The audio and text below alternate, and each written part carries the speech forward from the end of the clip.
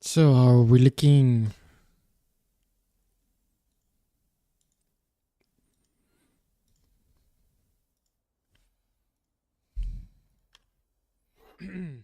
All right, working.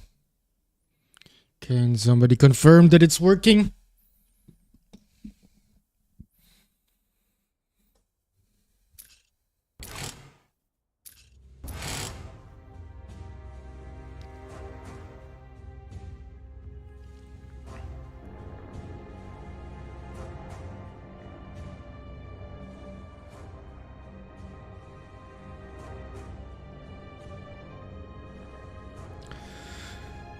Um.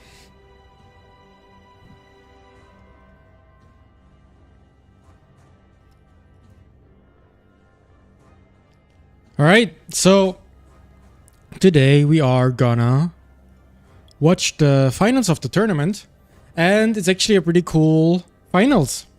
And wait, actually, let me try to go on Discord first as well. Maybe they want to stream it too.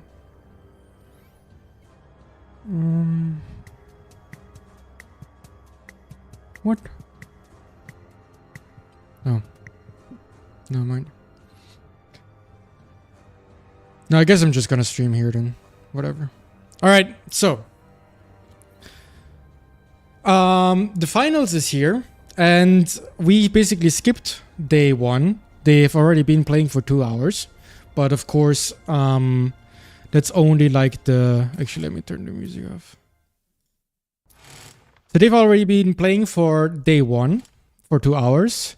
And did all the setup, but of course there's 1 day of AI piece and there's 2 days of player piece. So basically not much happened on day 1. And yeah, let's have a look. So GLHF is playing Germany. And we already see, oh, he's actually very fast here. He's already pushing into Belgium. So, oh wow, crazy. He has rocket artillery at the start of day 2. So this must have been all his war bonds basically going into pumping out rocket artillery on day 1, which is already a really, really cool, interesting move. Obviously, pushing through these countries is very, very useful because it's a lot of capitals. And so you get your morale up very, very fast. And that means a lot of more resources.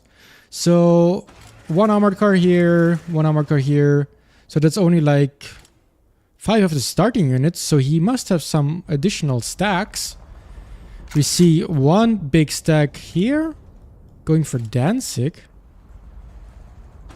And 1 stack here, which is like a medium-sized stack here. And is that it? Oh no, here's more units. Another medium to strong stack. And I guess here unit defensively, so he doesn't get counterattacked, which I guess is smart. So yeah, nothing too crazy here, I feel like, from Germany. This is very standard, I think. That makes sense. Pushing into Poland also, of course, makes sense. No cruisers, no navy. Yeah. What is this? Buildings, a tank plant, secret lab. Yeah. Level 2 recruitment center. Another level 2 recruitment center. Alright. Let's watch Ukraine. So what is he up to? 2 units here. 1 unit here defensively. Another unit here defensively. A big stack here. Pushing. Oh. Now that's already an interesting move. He's pushing Caucasus. To be honest, I didn't really prepare much for this. I'm just winging it. And I don't really know what to do with Ukraine. Like when I played the first few rounds of the tournament, I thought Ukraine is a little bit of a weird country, but I think there was like, for example, one misconception I had. I thought Romania is Axis, but Romania is actually Comintern, so it's easier to expand into it than I thought. But it seems like he's going for Poland, Belarus, and Caucasus. And the Caucasus is, I think, the most weird call. I don't really understand that for now. Because it seems like it, you know, you're gonna waste so much time disembarking and then later bringing the units back. You need to embark and disembark. It's just, you're losing a lot of efficiency. But I guess, you know, he probably thought about it, and it's probably the smart thing to do. So that will be exciting what his plan with this year, what his expansion path is exactly. And this, of course, I mean, this is actually super weird. Because usually you do this because you assume that it's going to be empty. But there's a unit here, right? So, I mean, this shouldn't work. Unless I'm missing something. Oh yeah, and he's doing the same here and here. Here it actually works, right? He gets the capital here because there's no unit here. And he gets the city here because there's no unit here. But I think there's just like some RNG involved with that kind of stuff. And yeah, I think it's just RNG. Sometimes there's a unit in the city and sometimes there isn't. But I would expect him to, of course, cancel this and just reroute it somewhere else. Maybe he can bring it to Istanbul, but maybe he already scouted Istanbul and saw that there is a unit there. But yeah, like AT guns, you know, you don't really want the AT guns and stuff anyways for actually fighting. So they are very good for this kind of stuff. And, you know, Germany could have done the same probably. I don't think he's doing anything. Oh, he is. Oh, he actually is. Yeah, I don't know. I don't know too much about the meta here. Because to me, it always seems like sending a unit to Cuba sounds just very, very inefficient. Just to farm the 2,000 resources. I mean, Portugal is already also, I feel like, kind of borderline. I mean, couldn't you do the same with Dublin or Oslo, or do they have like a higher probability that there's a unit there? I'm not sure. I guess, I mean, they're in the finals. They probably know better than me, right? But I feel like this is a better situation for Ukraine with this expansion, because at least, you know, he can take them out, bring them back, and actually have them ready to fight on day 4. And, you know, the Cuba unit that just lost, you know, you're basically trading it for 2,000 resources and then never use it again. And I think, like, somebody once told me that maybe you can do that, you know, farm the VP more than once. Like, you take it and you go back, then you go out again, and then he captures his back, goes out again, and then you can come and farm it a second time. I've not really seen anybody pull that off, so I don't know if that actually works. But yeah, maybe we'll see this game. So I guess in the early game it's gonna be a lot about Poland and who gets what. And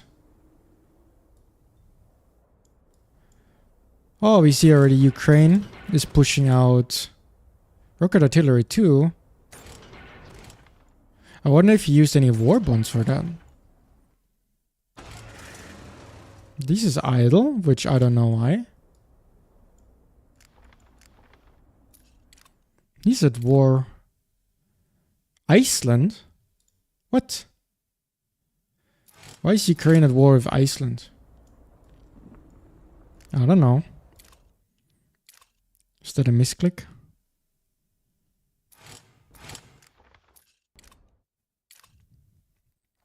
Netherlands, Poland.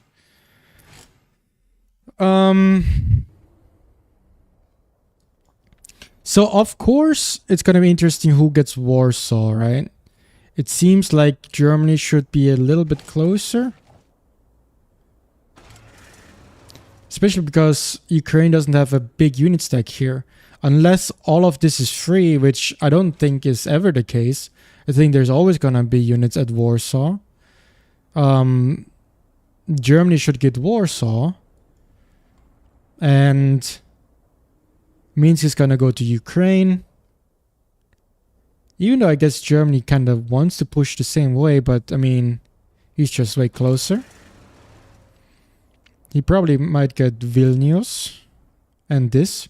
Even though, you know, when I played it, I think, like, I don't know if it's random or something, but Kaunas is always very heavily defended. And yeah. So hello guys. How do I do the live? What do you mean? Like, I mean, I have stream software, OBS. I mean, I figured it out. It's not that hard.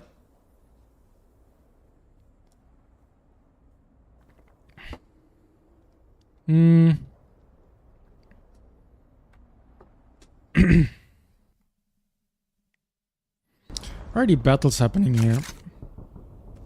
Getting efficiency from the rocket artillery, definitely. But you know, that's also the problem with Germany. And wait, did I... My first tournament round... I played as Poland, right? My first tournament game I played as Poland. And I expanded into Germany. I played Poland against Finland, even though the Finland player was relatively new. So I played very inefficiently and I got away with it. And so I basically pushed with my rocket artillery all the way through Germany and here. Oh no, I didn't actually. No, actually I didn't. I convoyed my units through the ocean and then dropped into here and then pushed through Germany back to the front line here. But, you know, the problem is, of course, rocket artillery is not the fastest unit. And so I wonder how he's gonna get enough efficiency with them, sending them to the west when the fighting is gonna be in the east. And there's, you know, the terrain here is not very... You know, it's kind of rough. You're gonna lose speed. And what I also noticed is that these countries, like Czechoslovakia and Austria, and also Switzerland, are really bad countries to take because they have mountains and they don't have a lot of VPs in terms, like, you know, the ratio of VPs to territories with Austria is like 1:5, right? And for example, with a bigger country, it's, I guess, 5. Yeah, and especially with Czechoslovakia, I guess it's like 1:7. So you're just losing efficiency. Czechoslovakia is a little bit of a shitty country to take because you only get 1 VP, and the VPs are the things that matter in terms of winning the game and in terms of resources. Regular territories just don't give that much. And there's also just mountains here, especially also in Austria and Switzerland. Yeah. So it will be exciting what he's gonna do with the rocket artillery. He's probably gonna swing south, push Belgium and Luxembourg. And then what will he do after that? Will he go France? Will he go immediately back to the east? Will he go back to the east and pass through one of these countries on the way? Yeah, I don't know. I think pushing France is just too much, right? Like you can't eliminate France and be on time with the front. I don't think that works. And that's the thing about 1v1 as well. Man, like it's something that everybody always says, told me when I was preparing for the tournaments, like be on time. Like you have to make sure that your units are on time on the start of day 4 when the fighting starts, or yeah, that's the number 1 rule that you need to follow in this format if you want to win. And you know, I always got super greedy with expanding, and I was never really on time. I was always like 20 minutes late, 30 minutes late, 10 minutes late. And even in the last game, where I probably only was like 10 minutes late with some of the units, I really got punished for it. And I got punished by, you know, ItsPlatel. And yeah, there's just a lot of value from being on time. So yeah, I'm still confused about these units. And I guess his other plan is these units will just push through Poland. These units will go to the south of Poland. And these units, I guess, push here and then up here.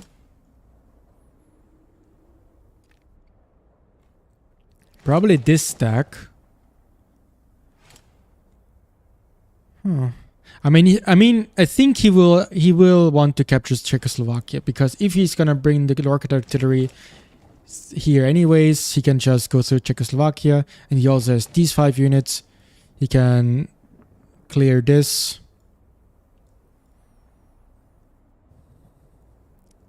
No. I mean, will anybody attack Romania? I guess. Like, he has rocket artillery here.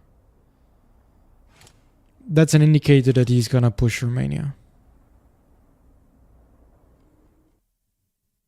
He's still disembarking here. Is there something that I don't know? Is there something I'm missing? To me, like, still disembarking here just seems useless? I don't know. I don't think... Yeah, let's see. Yeah, I think ItsPlatel is definitely... I mean, I guess both players are doing things that I wouldn't do. They're both playing slightly different.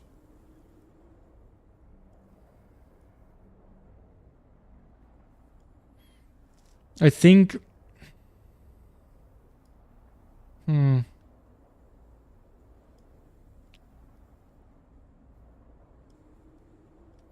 how many units do they have? 32... 28.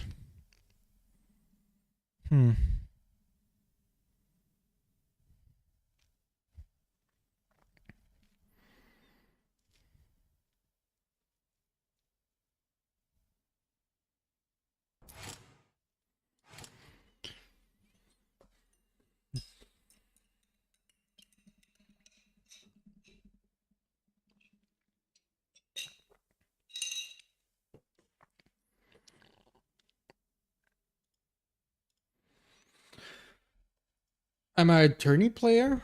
I mean, I did play in the tournament at the start, but I got knocked out by the Ukraine player here. And it wasn't close. And now I'm casting it because I'm actually, I'm curious to see. And it's also like, you know, I like competitive stuff. And this is like, yeah, I mean, this is basically how competitive it gets in Call of War. I mean, I guess there's AVAs, but I haven't really gotten into that too much yet. And 1v1s, I don't know, it seems kind of fascinating. Even though I feel like they're a little bit tedious to play. When I played the tournament myself, man, it was exhausting. And it was, I mean, there's so much preparation, right? Especially if you don't already have like those 21v1 games and you don't really have the experience yet. You really need to plan out your expansion routes very diligently. And, you know, you can also see like these players, they thought about what their expansion routes are. You need to think about really precisely how many units do you need here. And like him using 8 units here, I don't think it's a coincidence. Because anything above, you know, you don't need it. So you're going to lose efficiency. And anything below is going to mean that maybe you lose too much HP. And yeah. I mean, it's really interesting that both people are going for rocket artillery, especially Germany. I mean, as a Comintern doctrine, I think. Oh, jeez! Oh my God, I forgot. I kind of thought right now that Ukraine is Comintern, but Ukraine is Axis. Interesting. So it's Axis versus Axis. And they're both going rocket artillery with Axis. Crazy.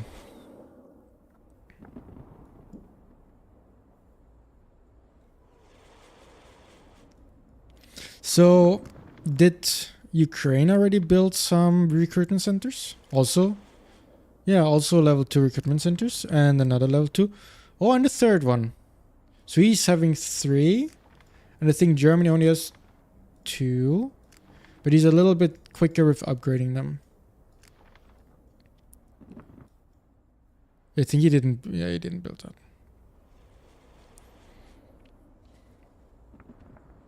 But isn't like, for example, Denmark? Denmark sounds like not a bad country to take. I mean, I guess you're still gonna be stuck. What do you do after Denmark? But it's also like when I played the 1v1 tournament, it's so rough to prepare for it, right? Because you don't really have a map where you can start a game quick and then have a look around, have a playthrough and then close it again, and now you know more. It's like even though I played 3 games and I did some testing by myself, I still don't know if like how many units does Norway start with, how many units are in Oslo, is there always units in Oslo, and the same with like Stockholm. Yeah, it's weird, and it makes it really challenging to play. So yeah, I know.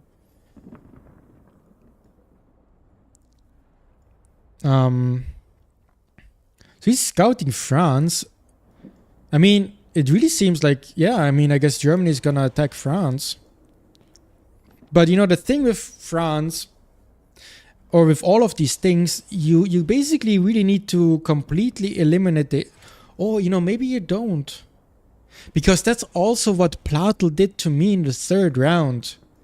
He didn't completely eliminate the countries that he was farming for resources. And I was like, Jesus, what the fuck? Of course, if you don't eliminate a country completely and then you take all of your units to the other side to fight the other player, that AI country is gonna relatively quickly take all of his stuff back and all of the VPs back. And, you know, the game at the end of the day is about capturing VPs, and whoever has the most VPs wins. So that just seems very counterintuitive to me. And it's a really strange concept. But if you really assume that it's all about, you know, the first hour or so of fighting, and so you want to maximize the resources and strength you have for the first like hour or two with fighting, then, you know, maybe it is smart to just push a little bit into France, take the 2 VPs, and then get out and go east. But I don't know. I'm not sure exactly how it works. Like, is he just gonna let the AI push all the way here? Isn't that a problem?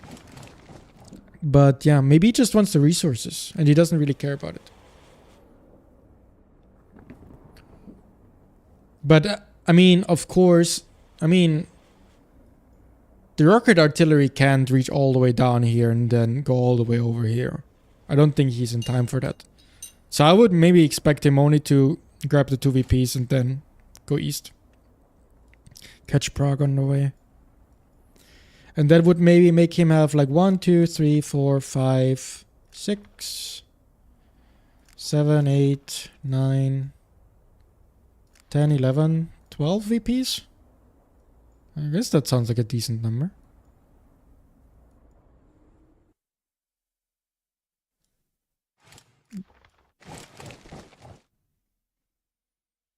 I don't know what he's hoping for. He's like hoping for this unit to randomly go somewhere else. Maybe there's a chance. Maybe there's a chance and he thinks that's a better use of the unit than rerouting it somewhere else, because I guess it's too late at this point. Yeah, I don't know. Maybe this does make sense.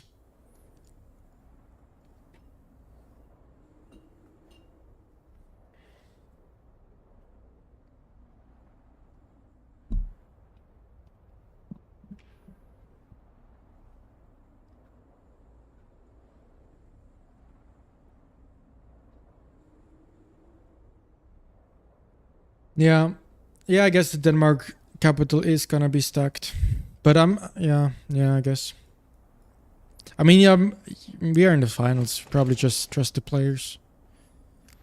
So who do you guys think is gonna win, Ukraine or Germany?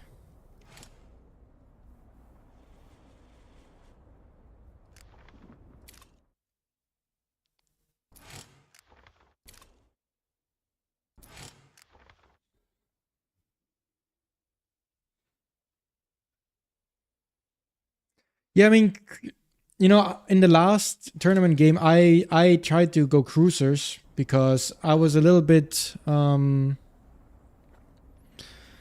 influenced from the previous games where I was first game I no actually in the second game I played Libya against Italy and I played that twice. I played once a practice game, and cruisers just seemed very very strong, of course.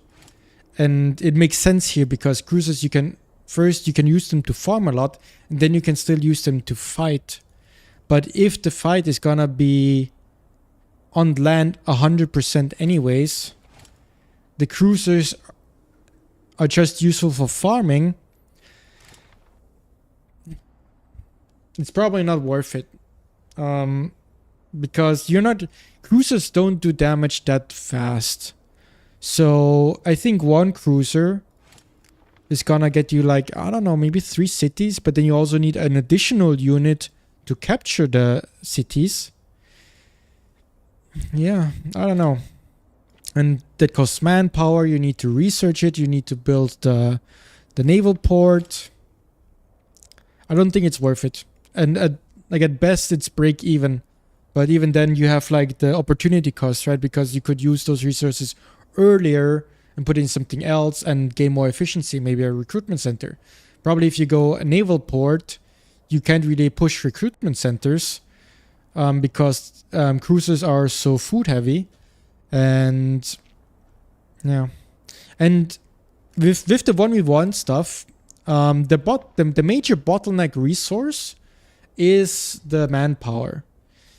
And everything else is a little bit, yeah, not as extreme. Like manpower is really the issue usually, and that's why you see both players really rushing the level 3 recruitment centers.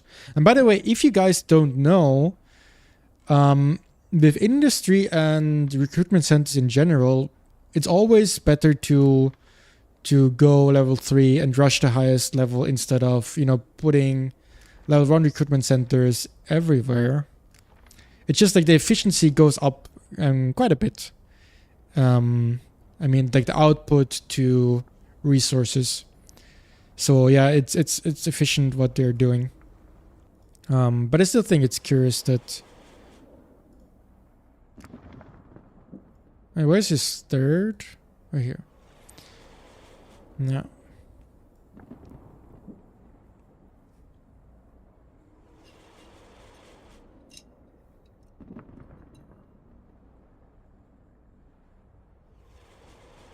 Did Bitro fix the bug with no pulling units to the coast?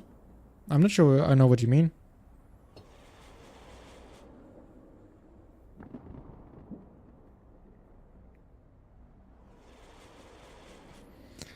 But yeah, like, after my game against Platel, I mean, I got kind of humbled against him, so I feel like he's favored. And also there was this one conversation on the Discord that we had about Pan Asian after the game I had against Platel, and basically GLHF, I was texting with him too, and before the game already, and he was like, no, because I played Communist Russia against Russian Empire, and he was like, no, Communist Russia is probably has the advantage against Russian Empire. And, Platel said, of course, Russian Empire is the better country. So I hoped for the matchup today to be Russian Empire against Communist Russia, because both players would be able to play the country that they think is stronger. And I would be super curious because I played Communist Russia and I was just so lost. And, I know. I would still be curious to to see somebody play it with a little bit higher efficiency, because I of course I made a lot of mistakes. I played inefficient, but not that inefficient. I still but decent, I think. And I made mistakes because I felt the situation was so rough against Panation. And I don't know what happened at the end of the day. Why there's no Panation? I guess maybe GLHF first picked Germany, and then there is no Pan-Asian counter pick available. I mean, that would be my theory right now. Or, yeah. I mean, that would be my theory. GLHF picked Germany first, and then Platel picked Ukraine second, but I don't actually know.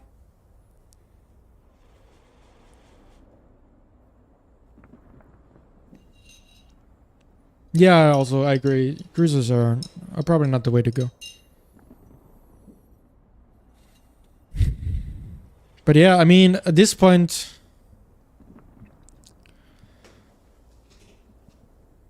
it's gonna be a slow stream. I mean, I basically said everything at this point that I wanted to say. Oh, it's already... What's happening here? Huh?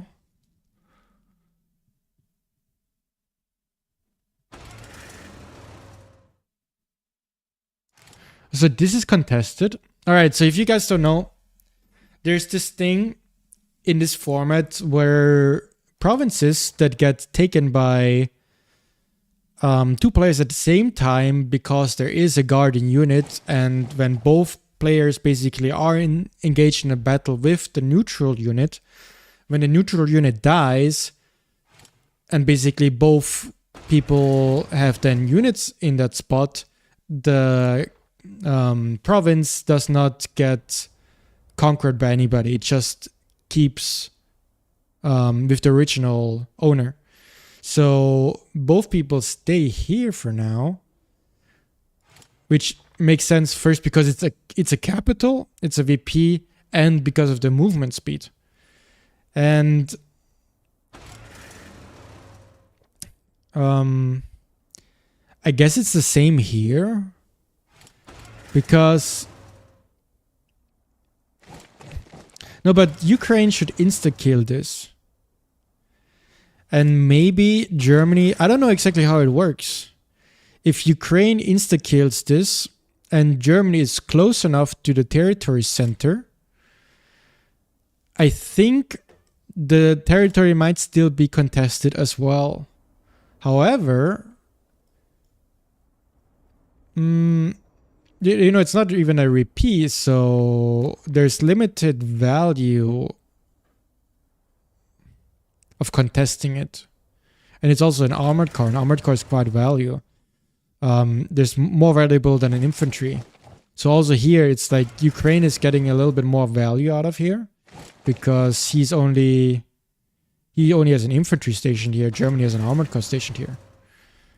But it's not a major difference, of course. So this is Warsaw. And you know, this is a little bit of the same thing. Like Germany's gonna get here, but Warsaw, I don't know how many units are gonna be at Warsaw. Like 2 or 3? Maybe more? I think at least 3 units. So Germany is not gonna insta-kill it for sure. Oh, but here's a Polish unit, so I guess it doesn't matter. Germany's gonna get it anyways, but it's gonna be a little costly. And you know, with them pumping so much war bonds into the rocket artillery, maybe they're already down at like 0 war bonds, and so he can't really heal them up again. But yeah, the Axis rocket artillery rush is something I wasn't aware of. Oh, so that's interesting. Because I thought he would push Romania. but he's pulling the rocket artillery to Crimea, which, I mean, I feel like does make sense, especially because Sevastopol was empty. Oh, you know what? Of course, with the rocket artillery, you basically only need to shoot once.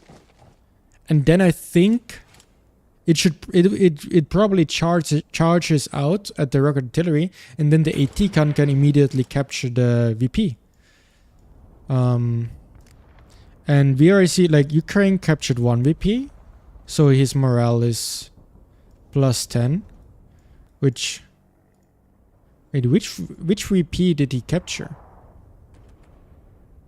Because this is not a VP, right?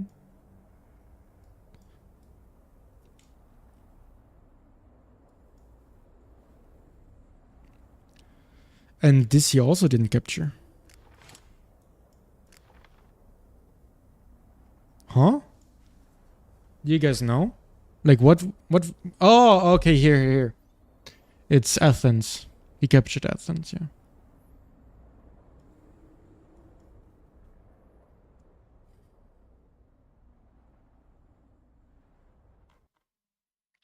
So yeah, this is contested. So he did manage to contest it.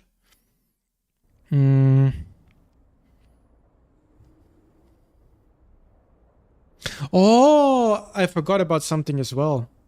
So this makes sense that, yeah, it makes perfect sense that they are playing like this. Because in this game, what happens if, you know, if you wouldn't contest it... Wait, is he actually making a mistake here? Oh, I think that's a mistake. Because if he moves his armored car out of this territory... Oh no, okay. So he's putting the infantry there. No, okay. So he's playing it correctly, yeah. So if he would take all of his units, pull them here, the second these units get too far away from the center of the province is gonna go to Germany, and because there's the you know, the player peace timing, it makes it that all the territory, all the units from Ukraine would get teleported out of this province and spawn here. And that would, of course, be completely bad for the Ukraine. And so he has to be careful that this province is contested. And I guess we see here the same thing. Like Germany is going to replace the armored car here with an infantry because the armored car is higher value. Even though I guess the armored car is low HP and the infantry is full HP. But it's probably still better. Especially with the other two armored cars. You know, the more armored cars you have to get in a stack, the better. Because, you know, with two armored cars you can't really do anything. So you're gonna need additional, you know, strength to be able to efficiently farm small stacks of AI units. And if you have that critical number of armored cars, maybe like 5, you can use the speed advantage and also clear the little bit of strong points. I mean, we can see here, he didn't even attack Vilnius net, even though he is at war with it, of course. Vilnius is Poland, yeah. Because, I mean, it's a strong point. So I wonder what his theory is. Maybe he even wants the units to come out and counterattack him so that it's easier to attack it. But also, you know, armored cars don't really want to fight in cities.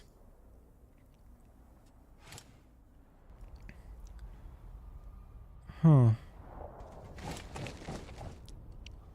That's interesting what's going on here.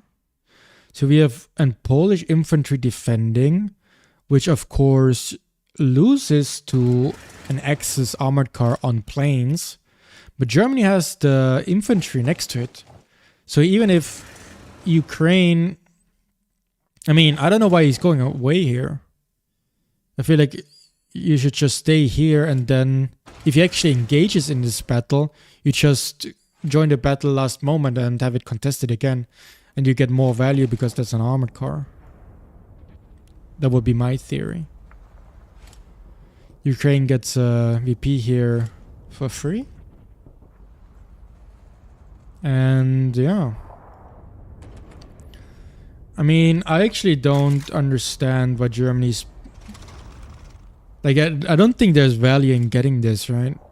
I mean, every province has value because it makes it better. You know, at day 4, when you can fight the enemy player, you have more flexibility. And the closer you are to the enemy's core, the better. So every province has value, but it's mostly about VP still. Yeah.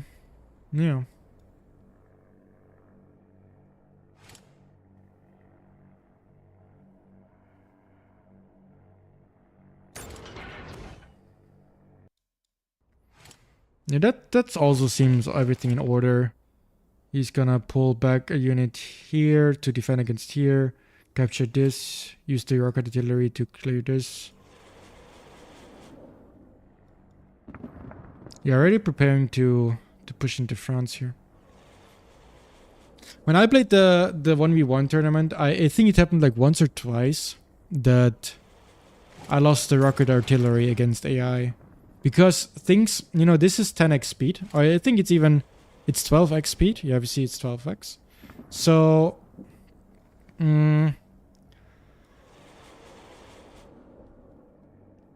like for the AI to charge and reach the rocket artillery, it doesn't take that long. It's like a few minutes, especially if it's like armored cars. So if you look away a little bit and you do some random stuff and then you look back, you know, you might already be engaged in melee combat. So it's always a little risky to have like a lone rocket artillery pushing by itself. But I mean, maybe, you know, maybe that's the thing that you need to do in the finals. You need to play a little bit more greedy.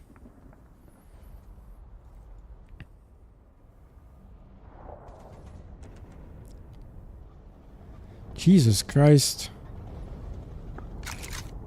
So, okay, so Ukraine split up its units. Which is also, again, a fascinating decision that I wouldn't have done, probably. And this is super scary. I mean, 3 units charging into a group of 4 units. You're gonna trade HP not super efficiently.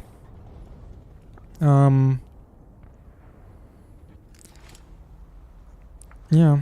So we are almost an hour into AI battle. And I guess there's only 4 hours of AI battling. And you really need to calculate that it's gonna take these units more than an hour to even come back.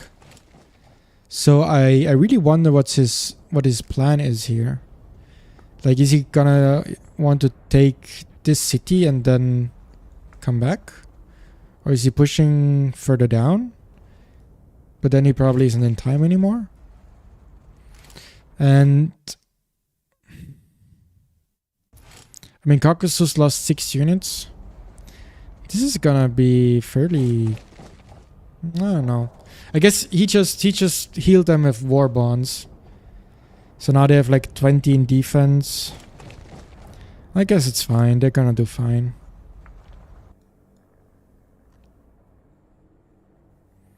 The armored car is gonna hurt more. It's gonna be like 4 damage.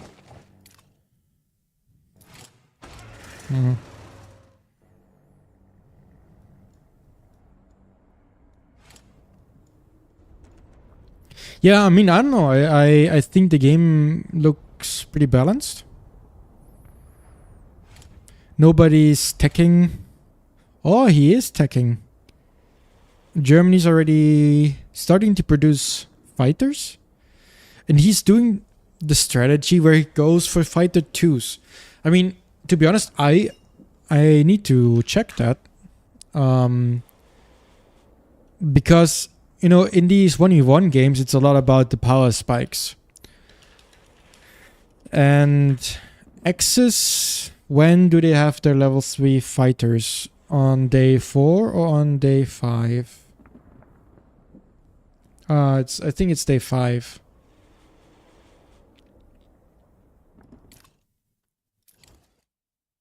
No, I think it's day 4. Yeah, it's day 4. So, I mean, I think usually the play... or is it? Because so there's 2 ways you can approach the situation. Either you pump out a lot of level 1 interceptors, and then you do like the upgrade thingy, and you mass upgrade them so that you have a stack of level 3 interceptors on the start of day 4. But of course, the payoff is you need to use war bonds. And I guess it also costs a little bit more. No, I guess... No, it doesn't. I guess you save a little bit of resources because you don't need to research level 3 interceptors even. But of course, if you have a stack of level 2 interceptors against a stack of level 3 interceptors, you're kind of fucked, no, aren't you? So is Ukraine already making interceptors? Or maybe Ukraine is... Maybe Ukraine is... Yeah, I mean, look.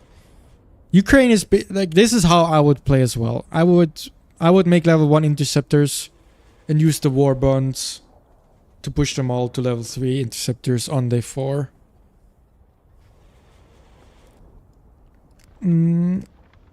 Unless maybe Germany is just doing a mistake. Or maybe it's doing half level 2, half level 3. I mean, I don't know. Also... Like, putting money into researching interceptors early is a little bit unfortunate because you want to spend money on expansion. And also, like, isn't it our... Like, do you have to already start producing interceptors? Isn't it a little bit early for that?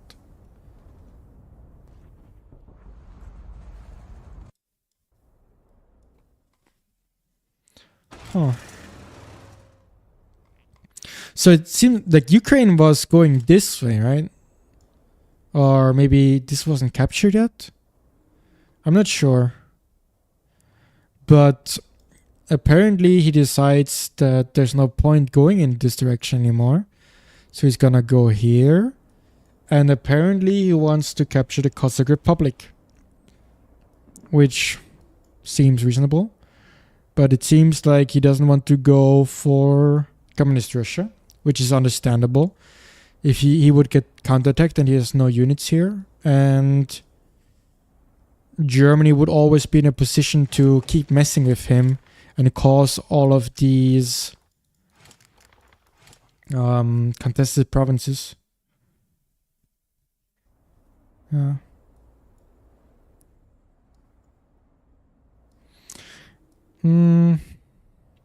So, I mean, I guess that's also the reason why Germany is not really in a rush to take these cities. Because the only way that Ukraine would be able to reach them would be if he would declare war against Communist Russia and then, you know, go all the way here and here and here. Which, and this is both forest, so it would give him a lot of time anyways to react.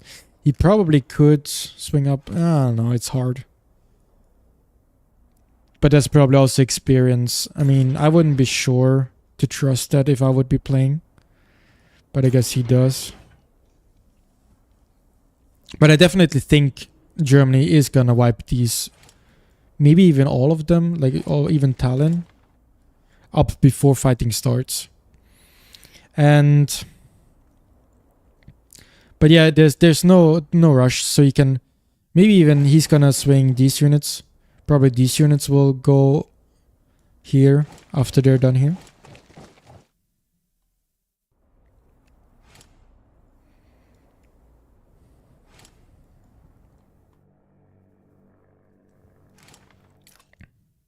He already attacked France.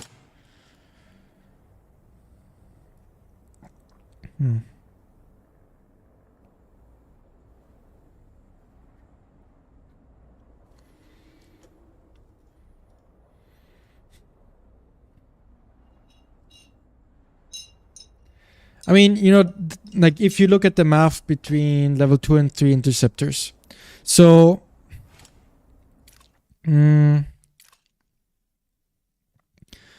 like I think on, like, isn't it always like I have the mental thing with level 3 interceptors are probably like 50% stronger than level 2 interceptors,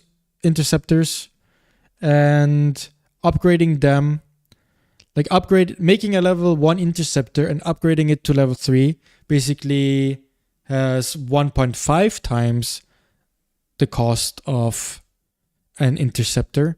So, you know, you have the same strength you have the same value for cost with level 2 and level 3 interceptors. The only thing is, if you have one stack of level 3 interceptors against one stack of level 2 interceptors, the stack of level 3 interceptors is gonna win, even though it's gonna cost slightly more. But because only 10 units can fight in a stack, the level 3 interceptor stack should just have an advantage, unless maybe I don't know, it seems like it's gonna be more cost efficient. Or is the guy who's gonna make level 2 interceptors not gonna make only 10 level 2 interceptors, but like 14? I mean, that's the only way, right?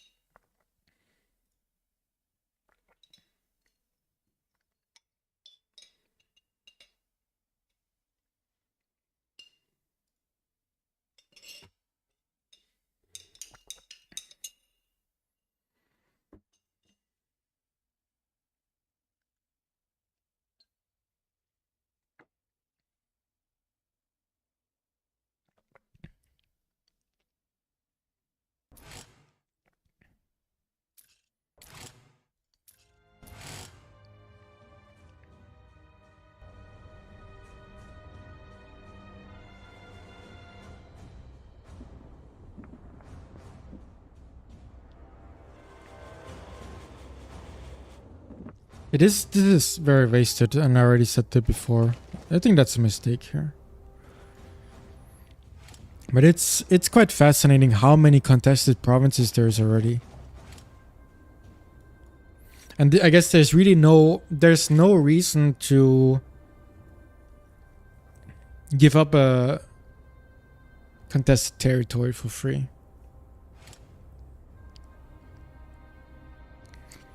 Because you're just binding an enemy army anyways.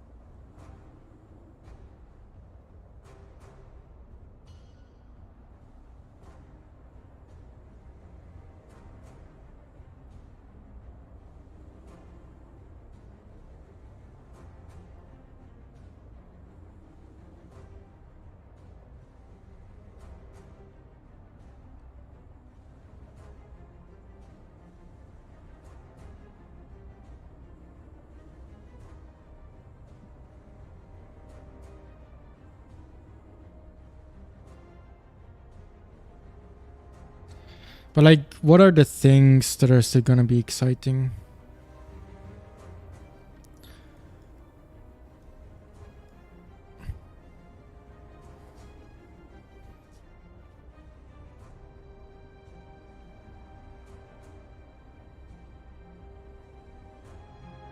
Because like Minsk is contested.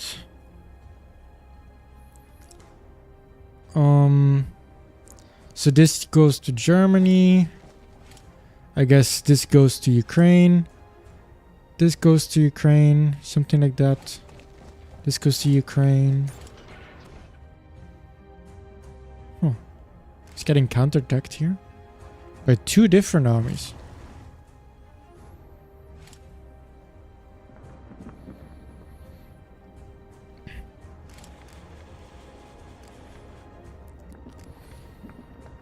But yeah, it's gonna be interesting what their army comps are.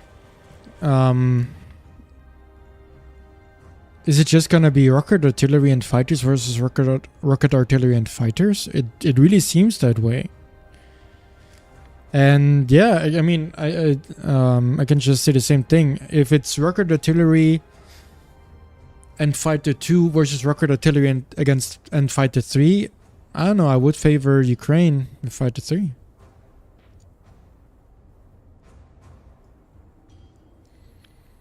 And I mean, if both players have a lot of fighters, I feel like the person who has slightly more fighters is gonna win, because he will just be able to leverage his air supremacy. So yeah, I don't know. It seems like this battle is gonna be decided in the air. And like, if both people mass produce interceptors, I mean, interceptors are gonna drain your food and your oil, right? So you have some steel left over, and what can you do with steel? Oh, you know what you can use with steel, of course, rocket artillery. Rocket artillery.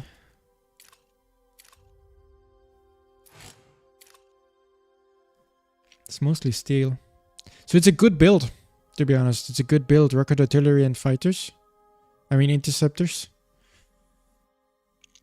And then there's gonna be, of course, the thing. I always played around upgrading infantry, and I think Platel also does that. I don't know if GLHF does it. I mean, he probably must be, right? I think it's a very valuable thing to do, to upgrade your infantry to level 4 for the fighting. It just gives you so much manpower and strength and muscle. You see, like, Germany is like 3 units ahead, so there's something slightly different. I would like to get like a unit overview and comparison between the 2 players, but it's kind of tricky. Oh, we see the German units teleported because Ukraine took the territory first.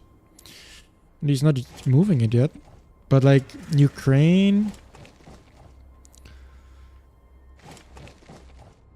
I just want to know how many armored cars he made in like how many additional armored cars did he make? Did he make any additional infantry?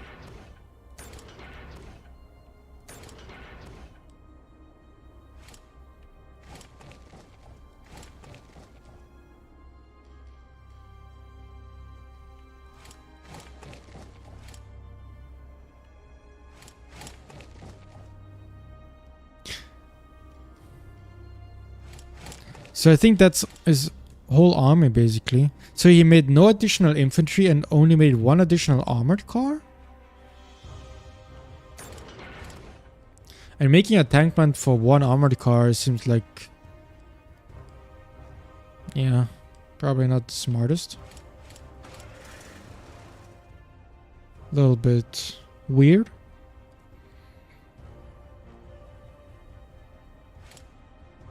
And Germany, I think it's looking very similar.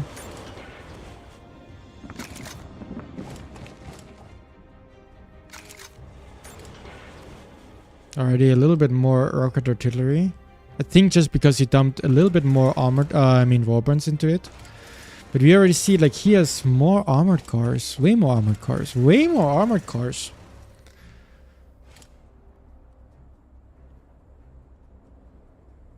So yeah, there's slight build differences here.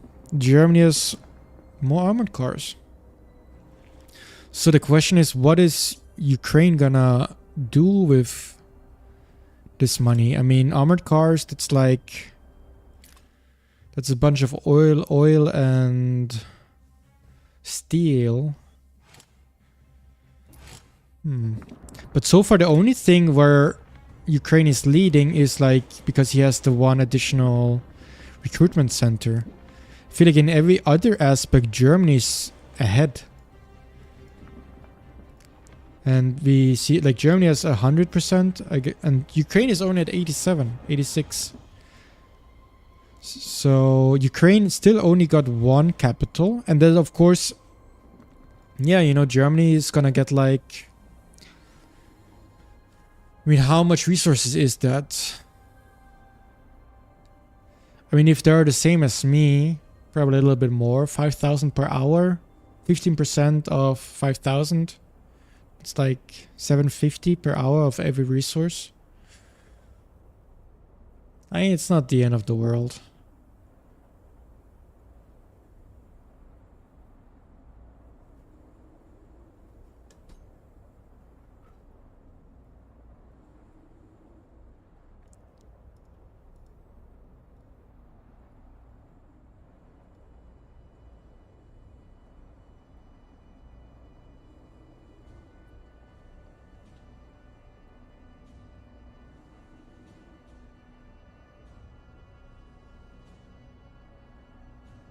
D'ailleurs, ça se passe comment là du côté de notre ami anglo-saxon? Ou allemand, je crois qu'il est allemand.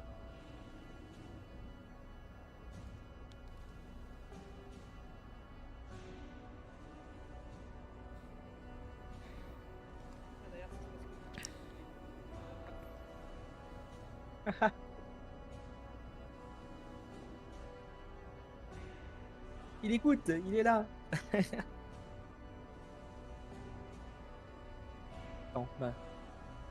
Hop. Ah ouais, putain. Bon bah du coup ça y est, la zone est perdue.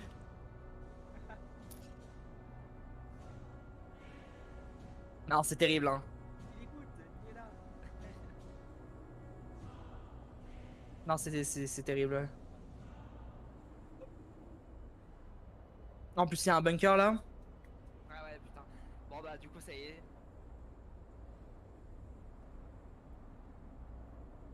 Je vois pas trop comment est-ce qu'il revient là. Il va perdre tellement de temps à faire tout le tour avec son NRM. Le fait qu'il y a un bunker, c'est encore plus embêtant. Alright, no, it's just checking whether I can talk to him.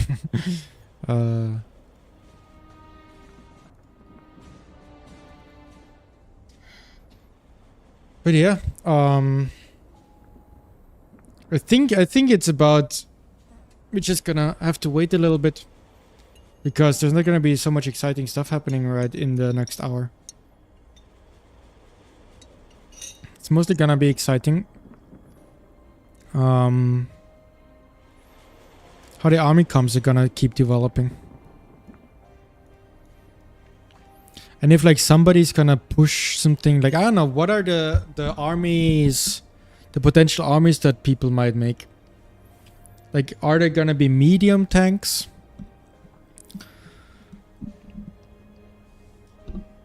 Probably not, right?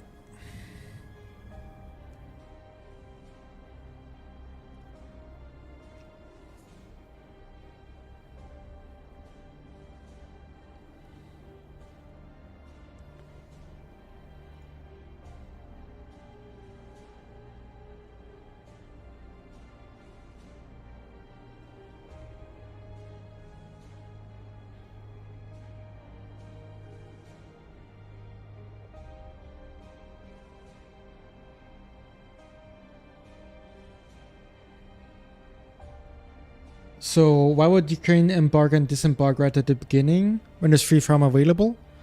I mean, there's like these players thought about their expansion paths probably a lot.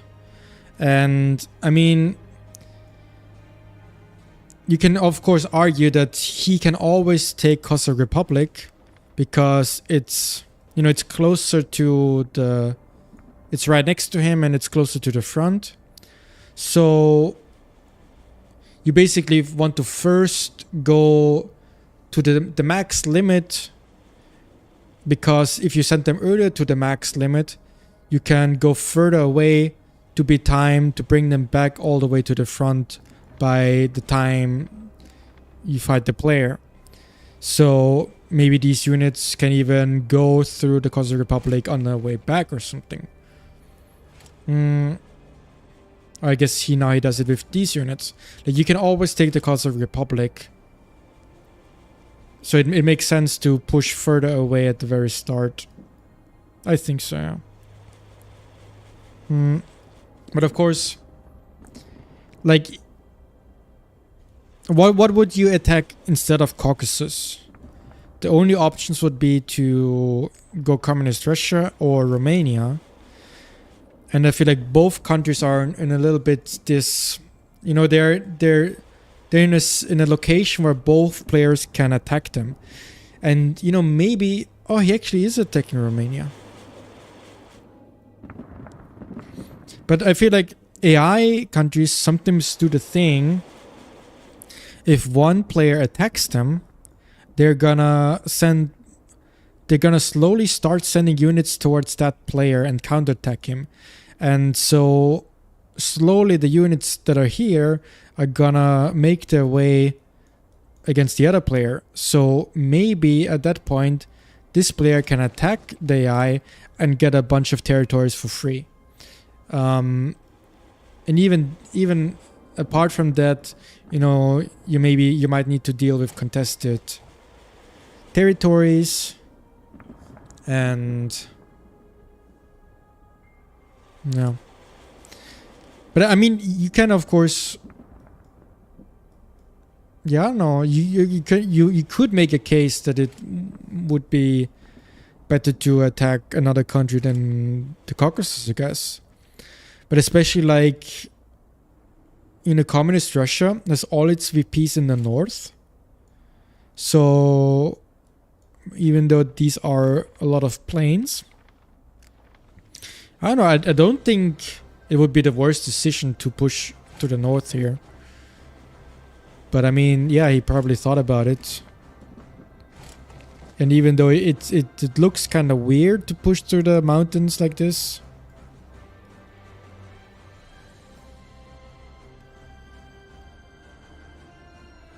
No.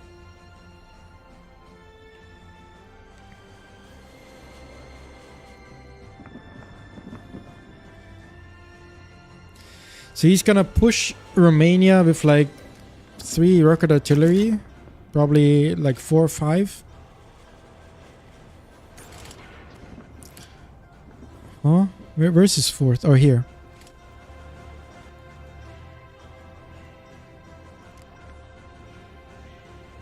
Yeah, I thought he would go south, but I guess he first goes north because this is actually Ukrainian core, which gives a lot of manpower, so he needs to take this back.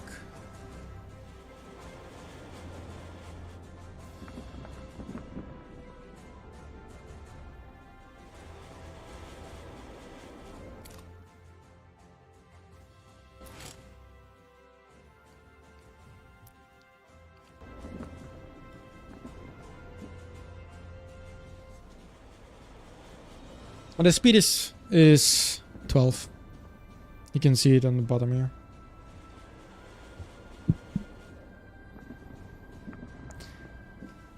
You love playing Call of War, but you have no one to play with. What should you do? I mean, personally, I've always been a lone wolf in terms of games.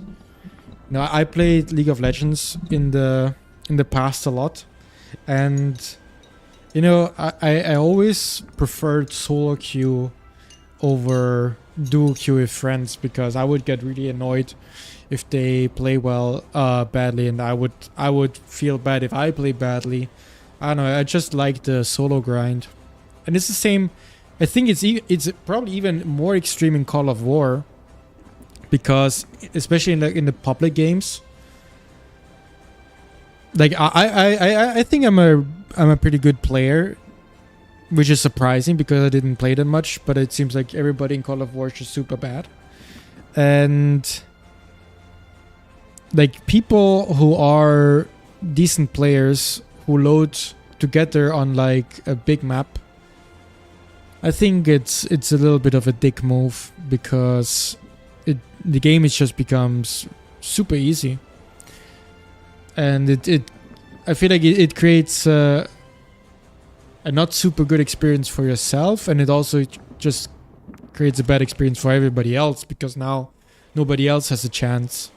And if you're a good player on your own, at least you have a challenge and other people have a chance. Yeah. So I think it's good to play by yourself, and it's definitely possible. It's definitely possible to play and win by yourself.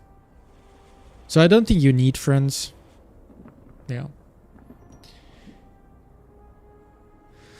Germany is GLHF. Good luck, have fun, I guess.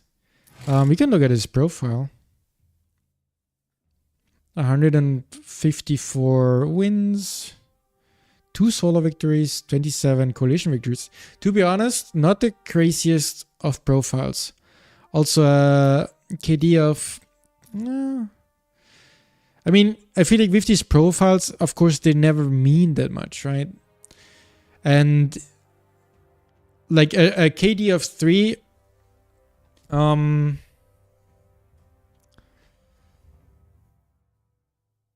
I mean, I feel like it's on the lower end of good if it's public games. But of course, if it's AVA, KD of 3 is super good. And it's, I don't know, it really depends how much AVA he plays. 25 against AI is crazy. Like, I think, what's my profile? I have 7 against AI. I don't really care. I don't really care that much about losing units. I stopped caring about KD. So let's check out his profile. Yeah, no, that's a good KD. Oh, so, he has 14 games joined and 15 coalition victories. What?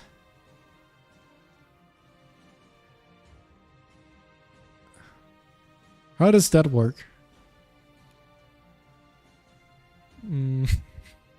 Wow. But yeah, like, but of course, like, with 14 games, that's a new account. So that's not the account that he started with. And so that, of course, changes the picture a lot. Because with my profile, it's the same. Oh, no, that's not what I wanted to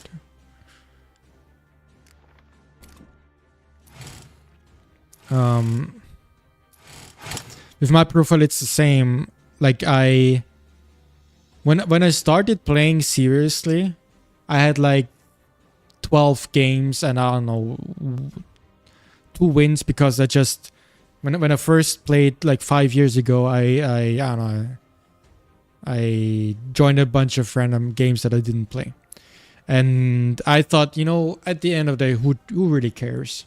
And so I didn't make a new account. But if I would really care about KD, I should make a new account.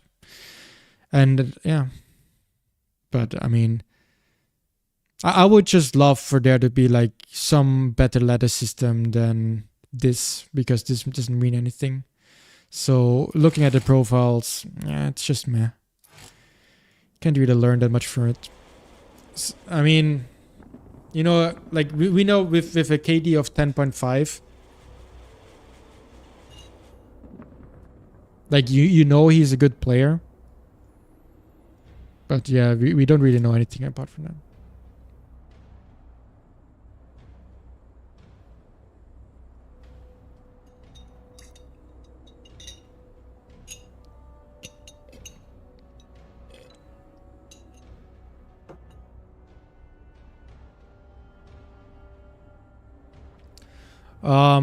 Yeah, I guess I can interview Platel, sure.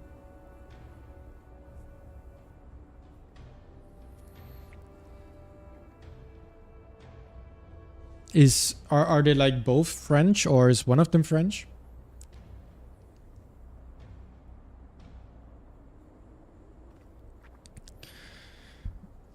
I mean, I played a lot of 4v4, I guess, yeah. I mean, for speed. But, yeah. I mean, I don't think the difference is super, super big in terms of time commitment. Because I guess like the most common counter argument against 4 times speed is that it requires too much time. But I mean, I don't know, when I play 1x, I almost spend as much time looking at the game as if I do with 4 times. So I don't even know. Alright, sure, then I will interview Platel, sure. Sounds good.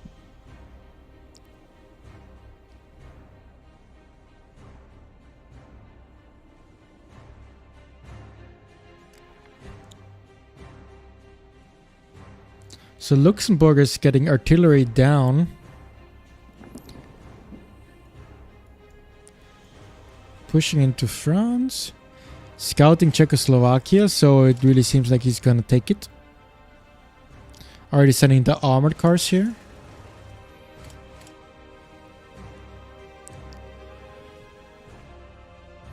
You see like this, like the people, like the units here are slowly trickling out of the territory. And that would only be risky if there's like an Ukrainian unit here that sees it. That would get kind of dangerous, but because there isn't, you know, that's not a big deal. It's actually good for Germany in this case because he can fight unstacked troops and conserve HP.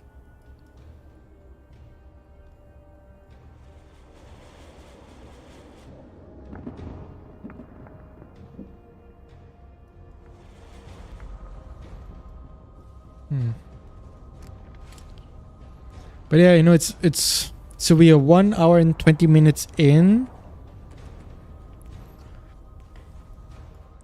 I mean, I can't really do this, but for the units to come to the coast, then go all this way with the ship and walk this distance, like that's it basically takes a full day, right?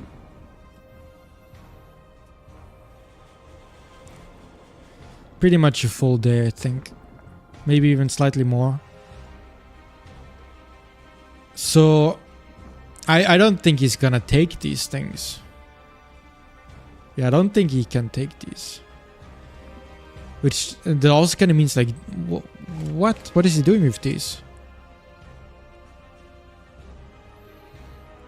I mean, I'm really curious what he's gonna do with these. Maybe he also doesn't know. That's why they're standing still. Because he probably is just gonna send them up here. They need to cross the river anyways if they want to go to the west.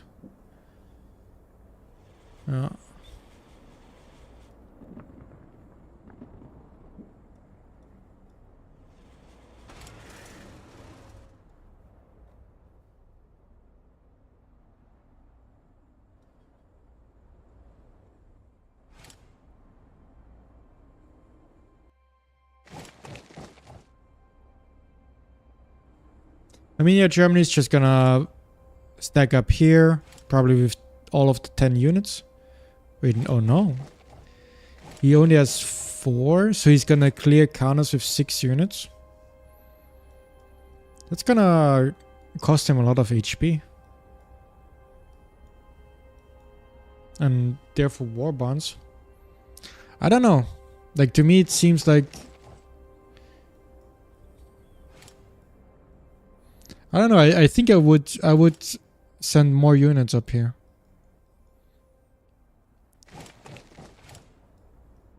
Because here, like, these units are not doing anything.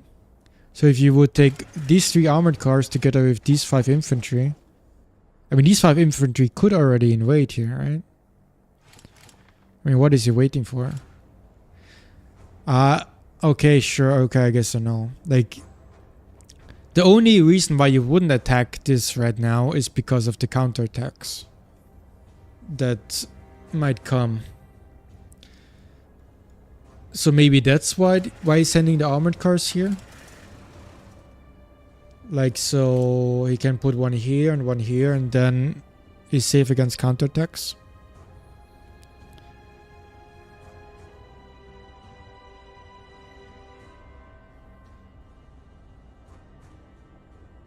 No.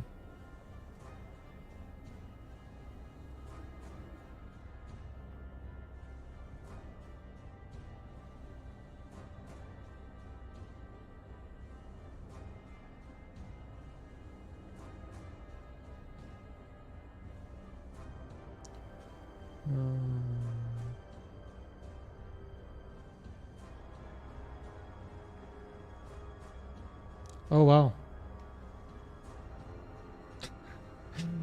Yeah, I can check my camera.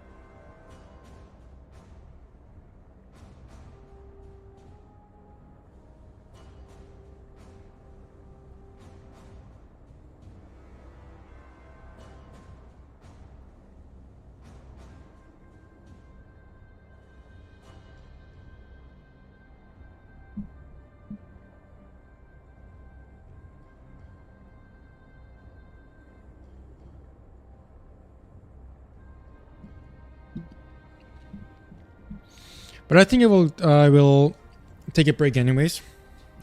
So right now it's 17:25. I guess I'll be back at day change. At day 3. You're gonna be back in 35 minutes.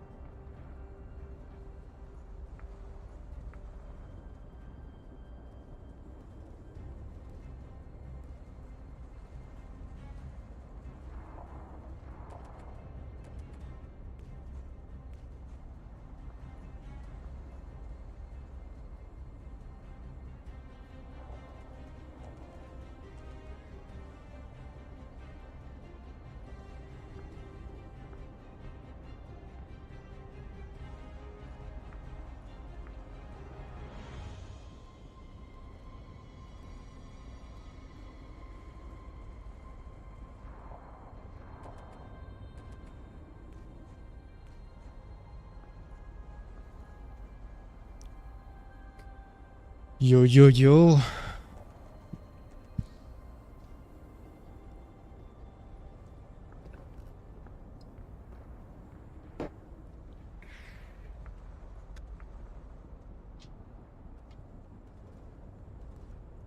So, day change already happened. So let's have a look. What's going on? I mean, the map is starting to look quite cool. I mean, that's looking like a very historical Germany. North France, Germany, Poland. Yeah, looking good. Ukraine. Classic Platel. I mean, he doesn't want to conquer territory for conquering territory. He only cares about the resources. And he doesn't mind the border gore.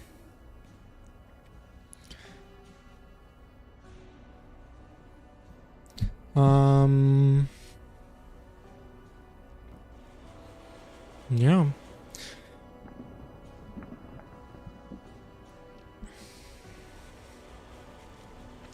Yeah, I mean, it makes sense that he's pushing through Switzerland.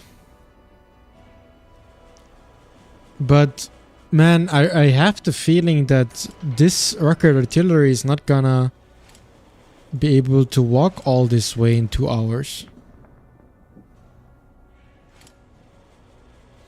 I mean, he came all this way to here, you know, in these 2 hours.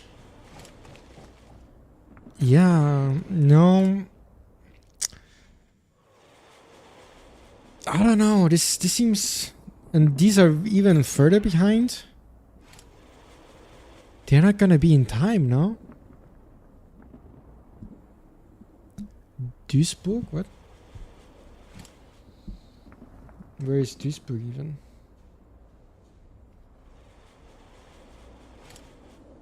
Oh. Oh. Mm-hmm. Alright, so flying bombs. Wait, does this make sense? Flying bombs. So, I mean, the only reason why flying bombs would be useful in any shape or form is if you can time it just perfectly that they arrive right on day change, right? Because that way you would not be shot down. And if you can then use that to snipe the airport, that's quite useful. Especially if you know that the enemy is gonna do the level 1 to level 3 plane upgrading thing. So he's gonna be low on war bonds. And he will not be able to immediately build a new airport. So maybe all of his convoys, I mean all of his planes are gonna be convoys.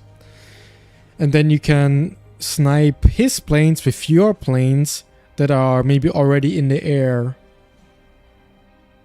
You know, your level 2 planes are already patrolling, ready to strike, while his are on the ground upgrading. Yeah, you know, this might work.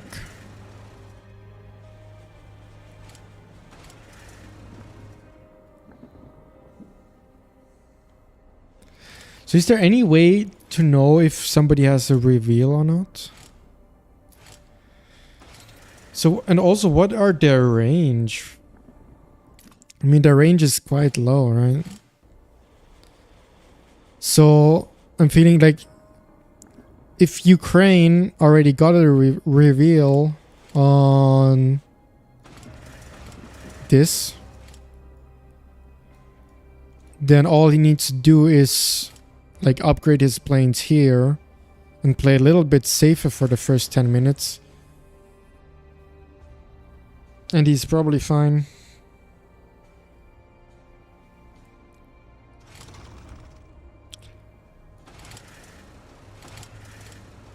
But I mean, that's probably his plan, right? And I mean, it's a cool and interesting plan. But like, it's also like, how much does that cost? That's 1,500. I mean, it's cheap.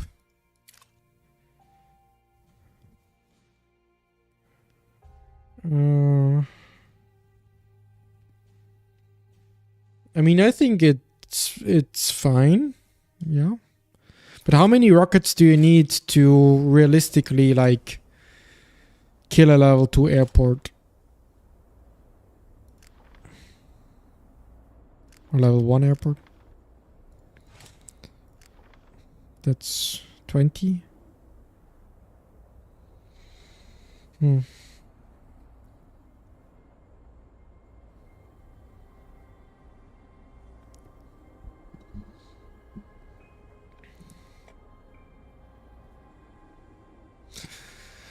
But yeah, what else is happening? I guess he's still producing them. Yeah.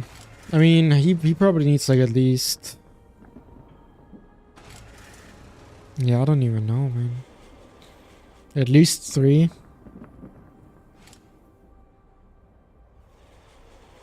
If he wants to nuke a level 2 airport. Yeah, man, I've never seen that. I actually don't really know about the details.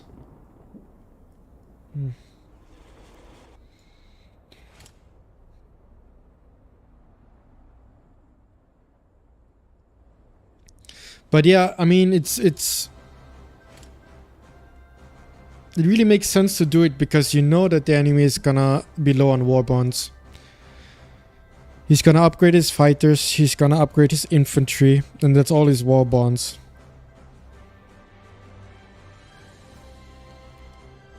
So if you get the airport...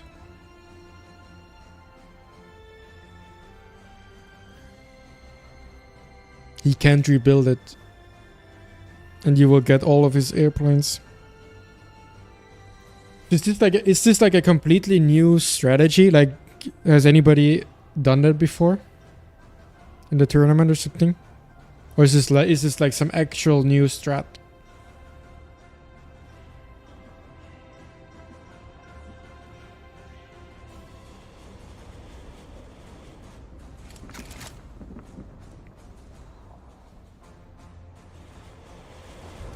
But yeah, man, like, don't you want to bring these units back?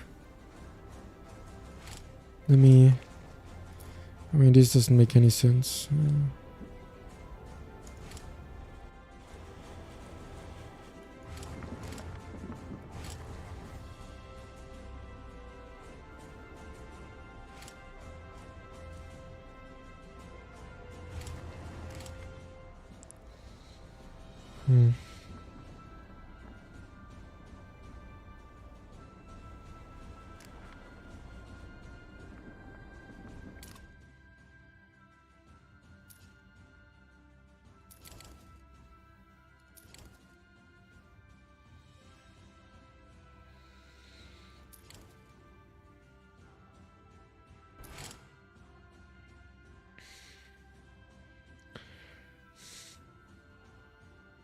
So what is Ukraine doing in terms of production?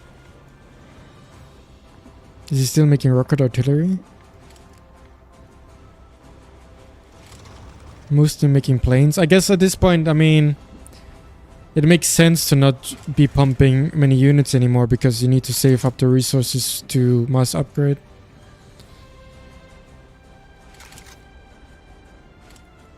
Wait, did he make additional armored cars? Before you only had 3, right?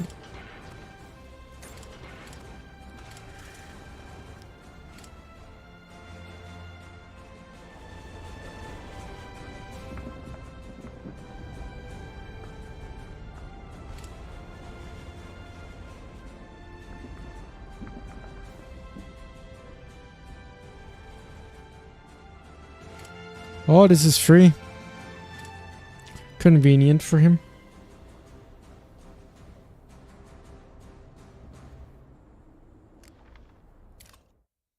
"44 units against 38.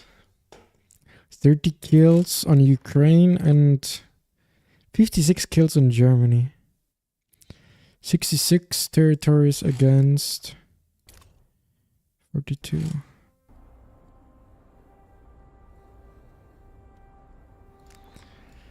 One, two, three, four, five, 6. I mean, he's gonna take that. 6. 1, 2.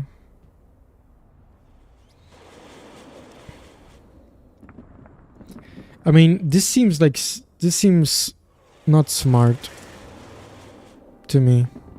Like, this is how I basically played.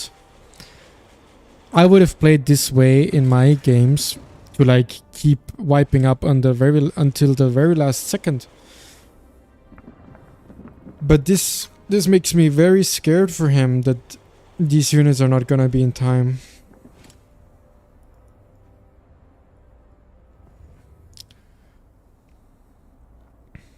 I mean, like, this takes 50 minutes.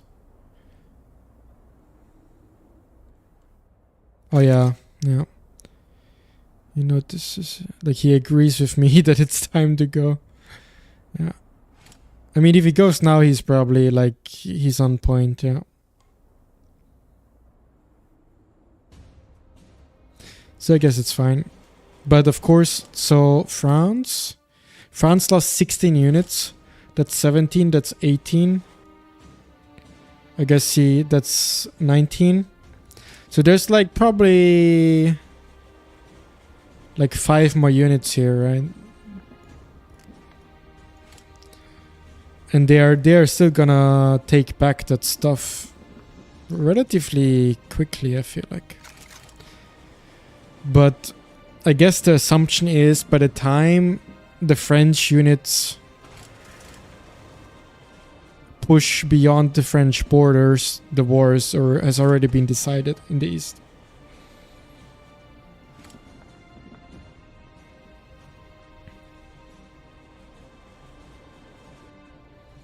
Or do you think he's gonna keep this armored car here to keep clearing territories?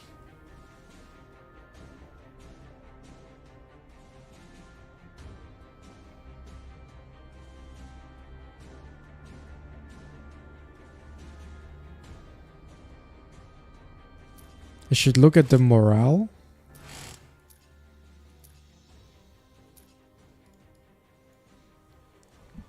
I mean, what do you think? What does that mean?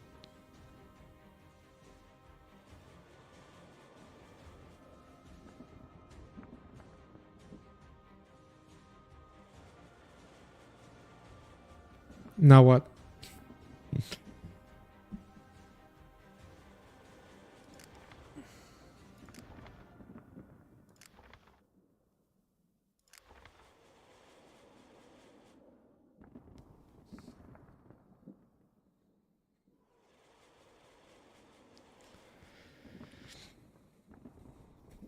I mean, yeah, I guess.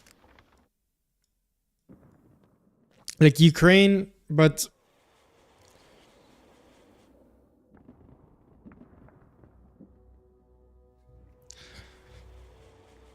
like Ukraine probably lost like,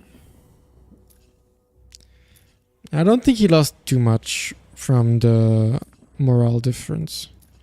And I mean, that's just the way he plays, right? And I mean, Germany is advantaged, right? Germany just got more access to capitals.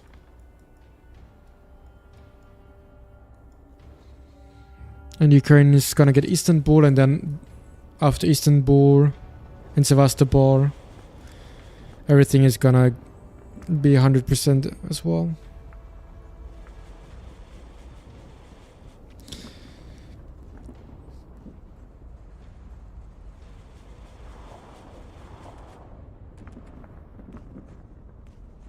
He delayed every capital city to make his eco even stronger? What do you mean? What capital city did he delay? You're talking about Germany, right? You mean Zurich?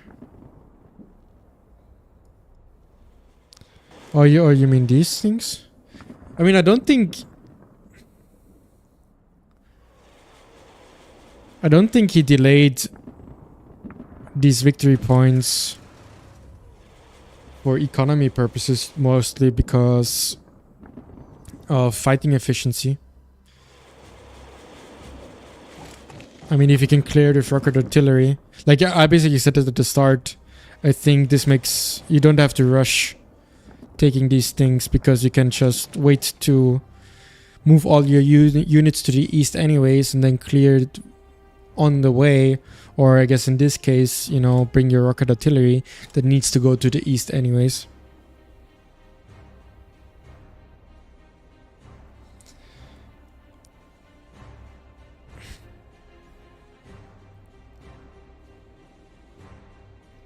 I mean, yeah, I guess that makes sense. To capture a capital right before they change. It's always a good move. Especially, I guess, in this format. Yeah. I mean, especially in this format, the revolts are so brutal because they make your units teleport in all kinds of crazy, weird ways. So, yeah, definitely a good move to capture the VP before they change. But so, do you think the rockets, the flying bombs are gonna work? I think it's a really interesting strategy, and I think it's all about if Platel knows it's coming. I don't think they're gonna do anything.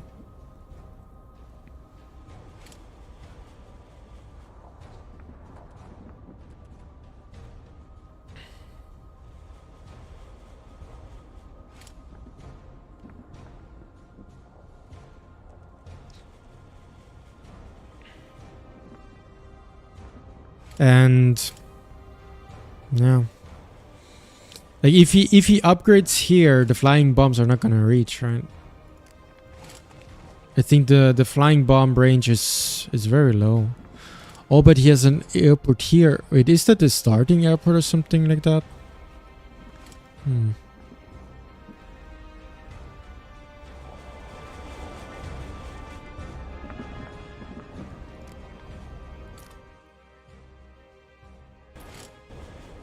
So yeah, now he captured Sevastopol. Now he's 100%.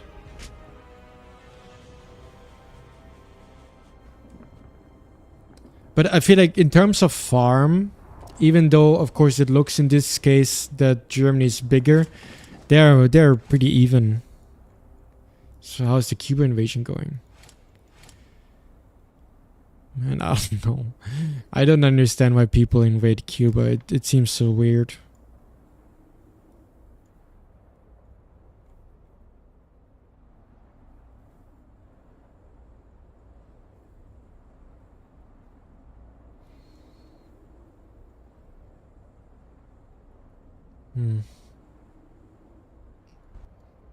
It's just so late.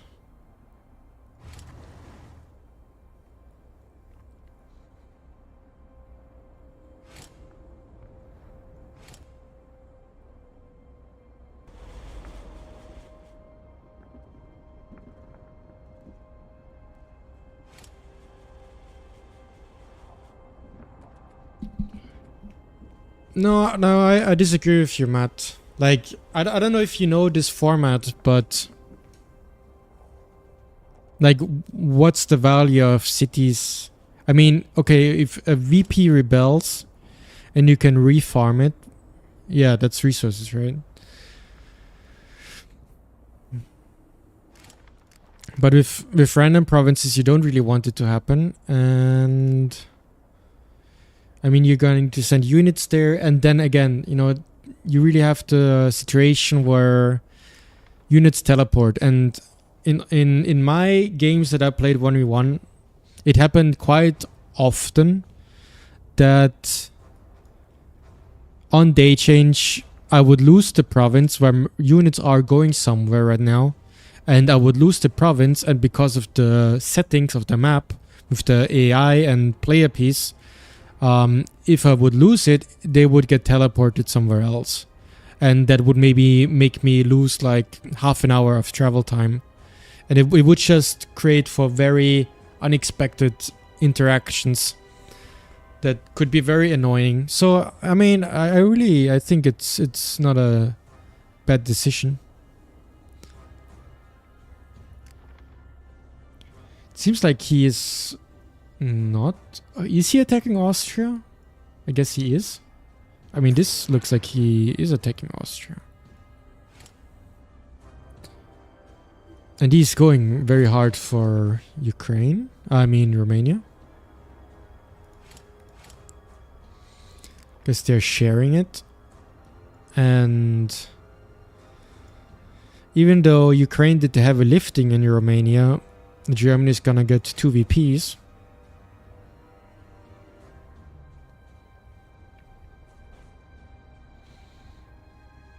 I wonder how many units are here.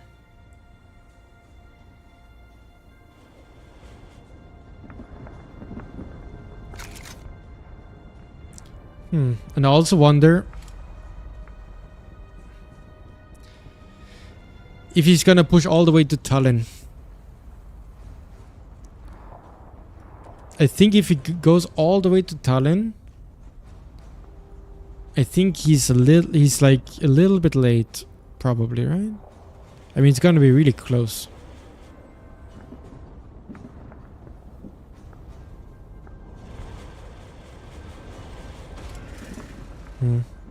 Maybe he does it... I don't know.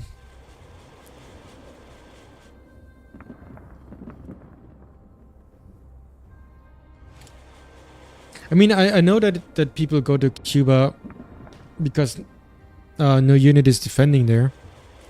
But it's just so far away, right? Like, getting the 2k resources 20 minutes before fighting window starts, is that even better than having an AT gun at the front? I don't know.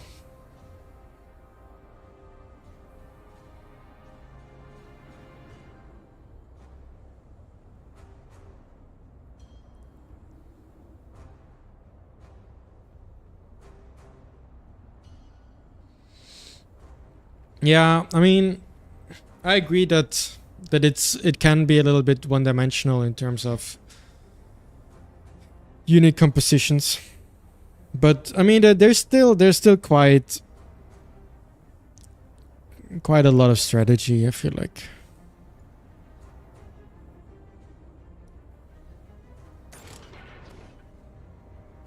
And I don't know, like does every game look like this? I don't know, but I have not seen people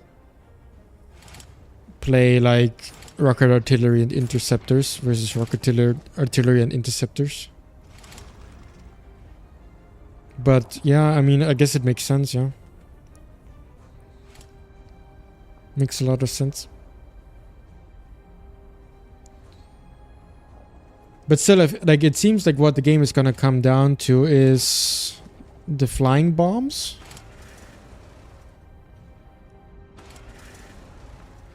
And how the level 2 intercept... Like, I really wonder if the level 2 interceptors... If he's doing that because he's going flying bombs. And I wonder if he wouldn't have gone for flying bombs if he would have done the level 3 interceptors as well. Because it seems like level 3 interceptors are just so much better. But if you can snipe the airport with the flying bombs... You know, level 2 interceptors... might basically win you the game because you're gonna be able to hit 10 minutes earlier, which might be all you need. So, but I don't know, do you guys think Germany is favored? Or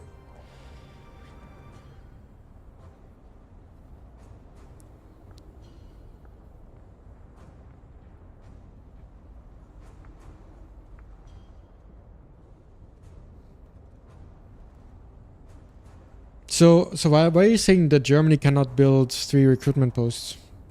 Like, what's that about?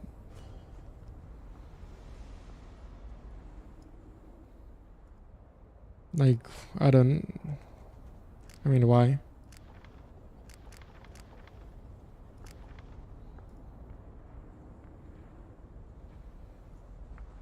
Level 2 tank plant. That's also interesting. Oh, look, a medium tank.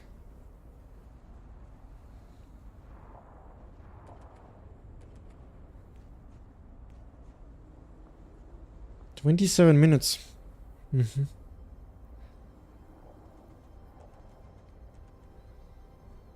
Man, I don't even know. Like, what's the point, though? I guess medium tanks counter armored cars?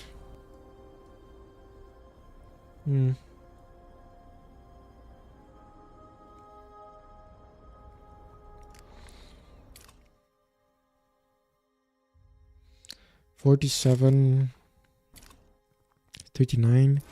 I mean, it does seem like Germany is ahead, I guess.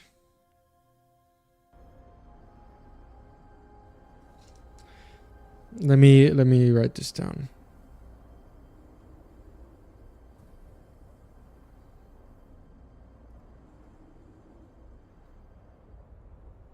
I mean, I don't think they're like, you don't need to, like, what would you build tank destroyers for? Nobody has many tanks. Like, I would say definitely, like, medium tanks make more sense than tank destroyers.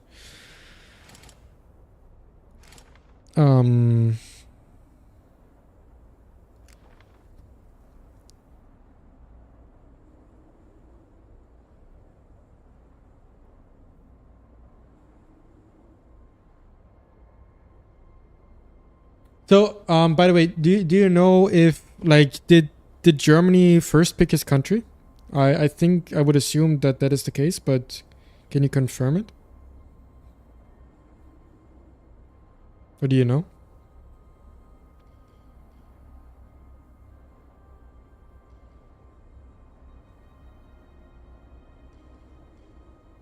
I mean, tank destroyers, I think, are same research as medium tanks, right? I mean, I'm allies, I guess. Doctrines.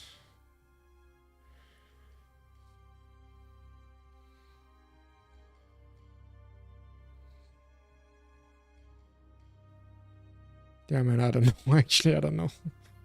This is too confusing.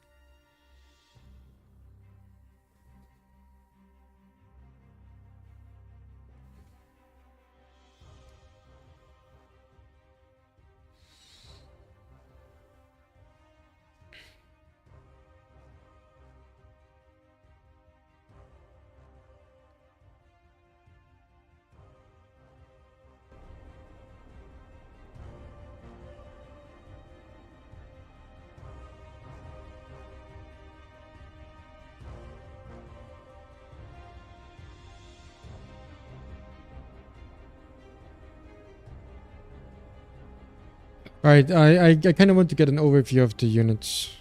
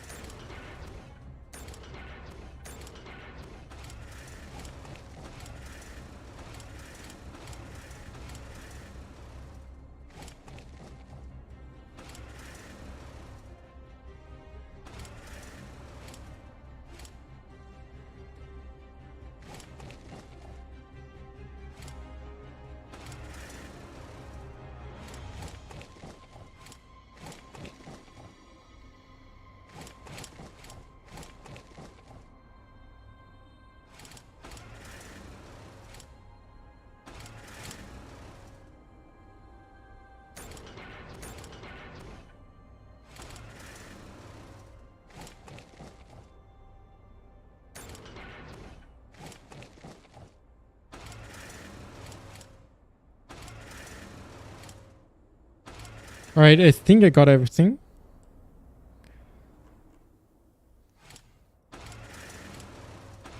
So that should be the German army.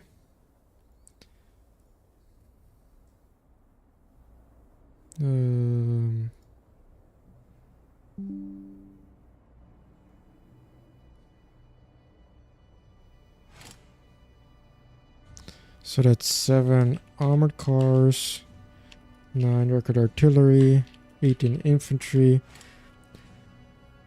12 flying bombs. One.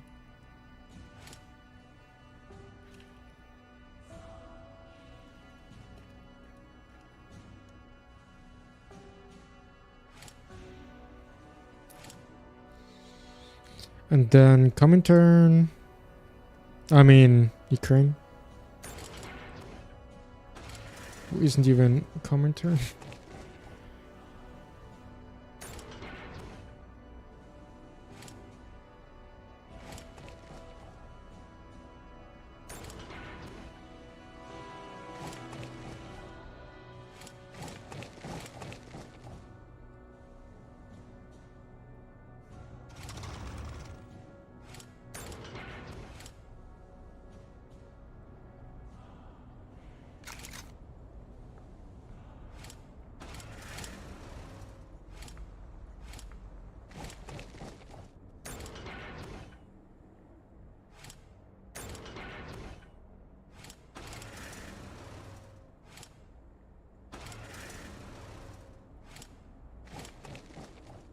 Oh.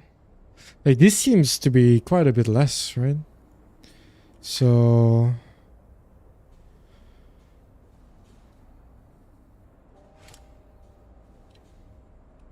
versus 4, 5.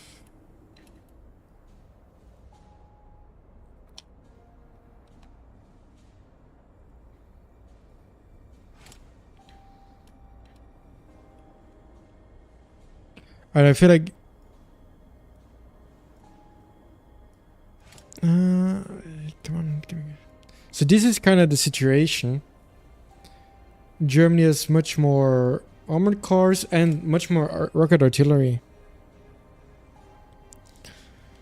And then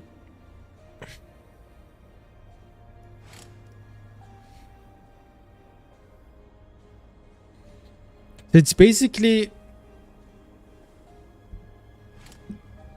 I mean, I already played this and I know that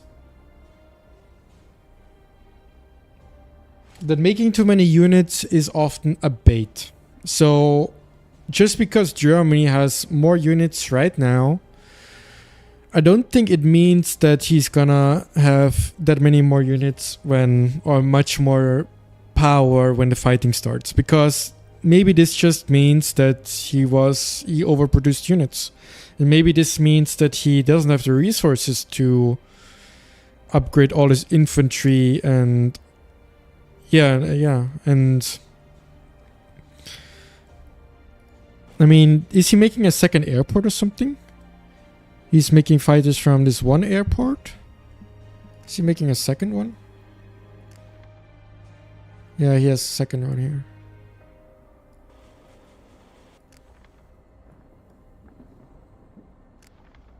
Like in my mind still, like, to be honest, I would assume right now that the flying bombs are not gonna do anything.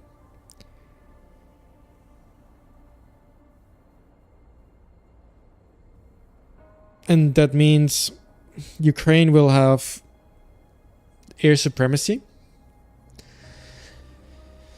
And what is more useful, air supremacy or 5 additional rocket artillery? I would probably say air supremacy.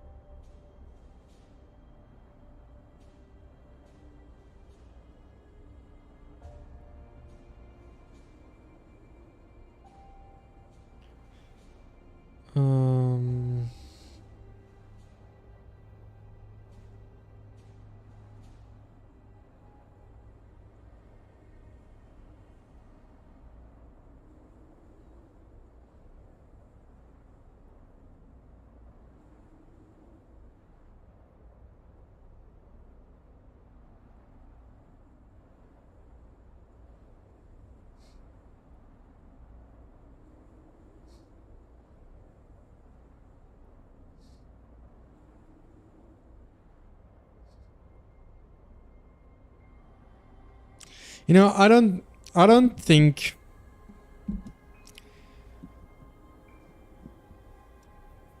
I'm not sure if Germany is stomping.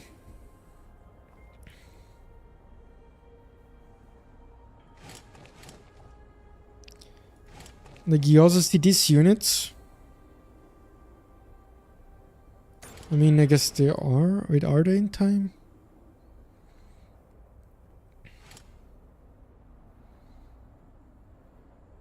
I mean, they're sort of in time.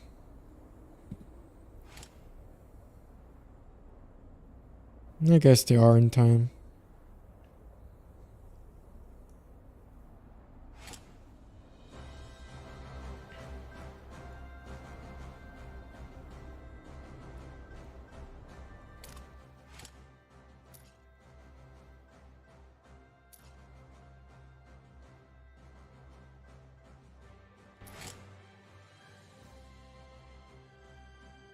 But I think,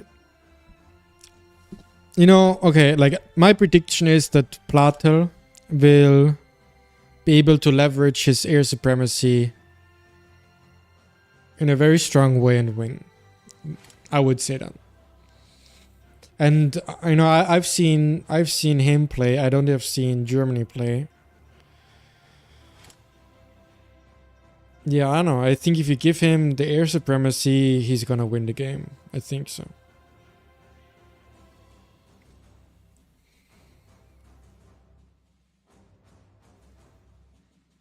And I have like this. I have a feeling, I don't know if that is justified, I have a feeling that Germany will not upgrade its infantry to level 4. I don't know. Like, I don't know.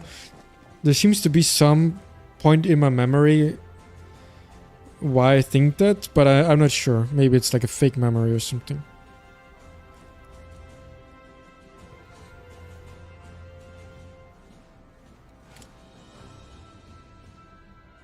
Pan-Asian versus Axis early?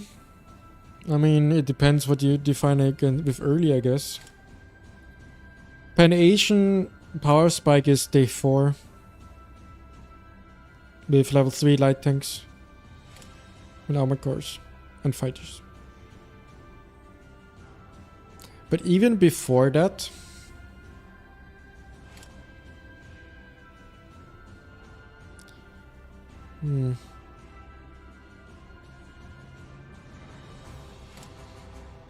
I don't know. Like, even with something like, if you play a 1v1, and let's say there would be no day 3 fighting window, I mean no day 3 piece against players, I think Pan-Asian would still do quite well, because the movement speed is crazy, and you still have better armored cores. Yeah, I think Pan-Asian is still actually favored, probably, right? Where am I getting the sound from?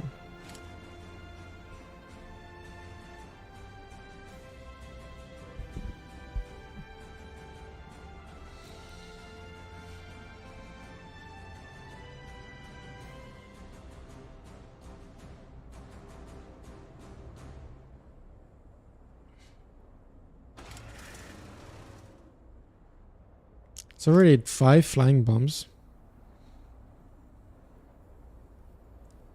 Man, I don't think I've ever seen flying bombs in action.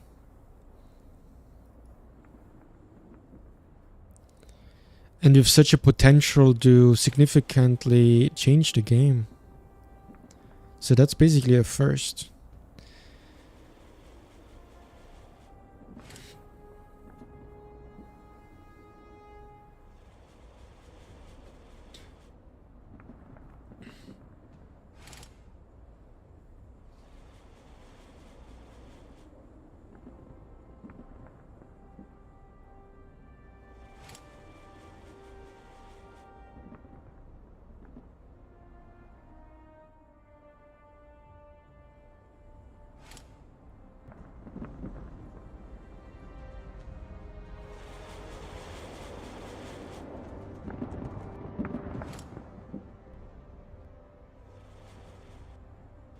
yeah, I think it's always such a... The way Platel plays, it's hard to judge how many resources he has. Because he is retreating from these provinces, right? And he took them, he got the resources. And... I don't know.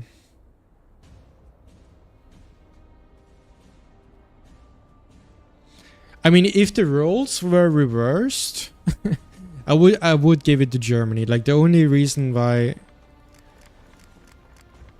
I think it's balanced is because I would actually thought that he is the better player. But yeah, maybe Germany is favored. I don't know. I'm still confused about the level 2 interceptors. And if it's gonna pay off for him.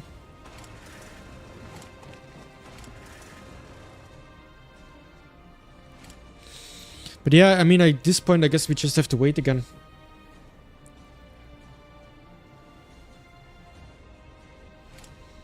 Because now it's just like people are just moving towards the front line for the next hour.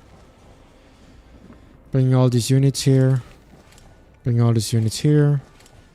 Clearing this, clearing this, clearing this.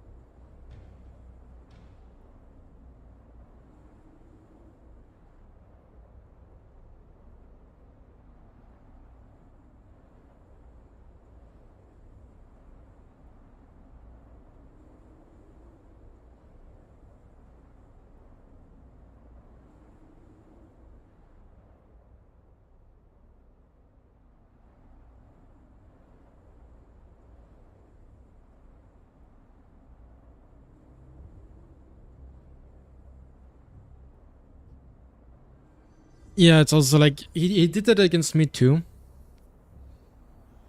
That he basically abandoned all of this, and it really makes sense to do that. Because the AI is gonna take a long time to reach the other coast.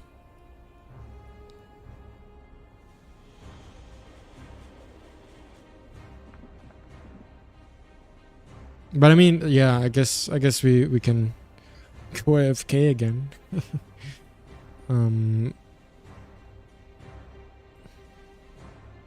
Because at this point, like the table is set already.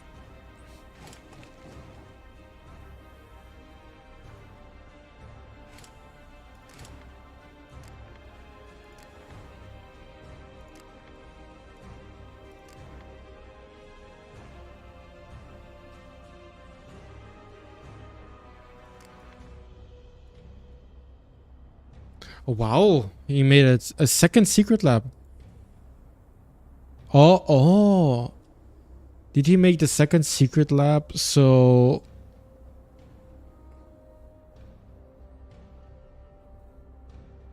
he can make more flying bombs because these ones would take too long?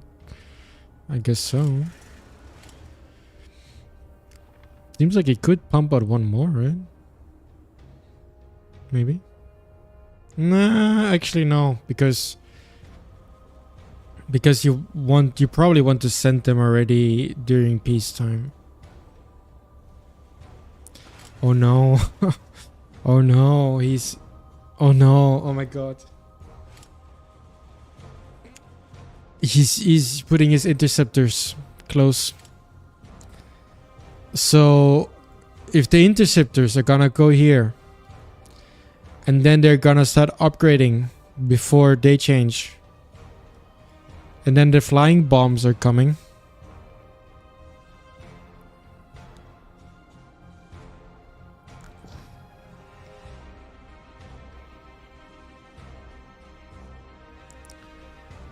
I mean, what can he do at that point? Like, flying bomb has 15 HP. A normal interceptor does how much damage? 6. Ooh. I mean, if he doesn't know that flying bombs are coming, and Germany manages to time it perfectly, manage to time it better than Ukraine, I guess,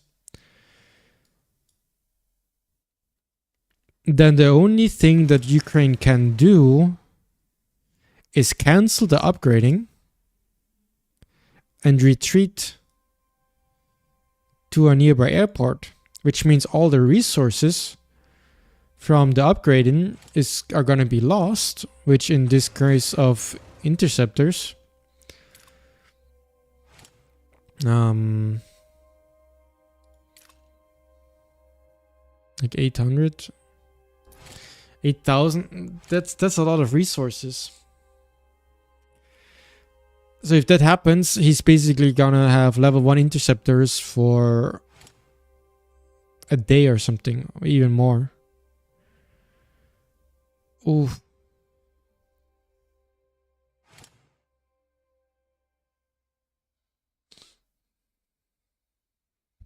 Armored Course level 2? How do you see that?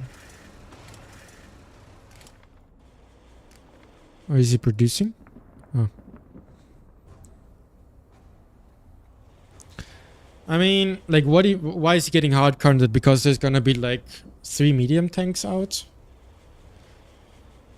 I don't think you can say that, right? Like, I think medium tanks are... I don't know if... like, medium tanks are good, but I wouldn't be super scared of them. I don't think medium tanks are... I don't think the armored car medium tank interaction is gonna decide the game. And I mean, using armored cars versus medium tanks, like you're faster, you don't have to fight if you don't want to. And armored cars are better against infantry. Yeah, I don't know. I think I'd rather have armored cars than medium tanks at the end of the day.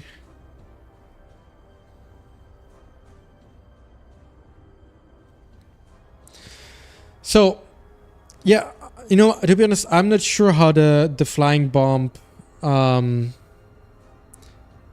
upgrading airplanes is gonna happen. What I would expect, maybe Platel is a very good player, I guess. So I wonder if he thinks about something like that, because I wouldn't. I would, like, if I know that my planes are gonna take like 20 minutes to upgrade, you know, I will upgrade like 18 minutes before they change. So, you know, just to make sure that nothing crazy is happening. so that I have some time after day change. And I don't know how precise Platel is. Like, I don't know if that window is gonna be like 10 seconds, 30 seconds, or 1 minute. But I think it has to be at least like 30 seconds, because it's always like day change comes with lag. Sometimes you have to relog. I think everything below 30 seconds is too greedy. So there's gonna be 30 seconds. But it also assumes that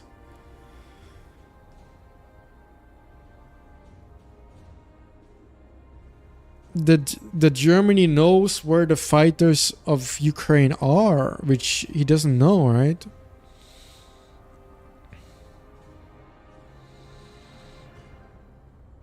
Or is he gonna guess or something? Or is he gonna... Yeah, I don't know. Man, I really don't know. I guess it's gonna be interesting.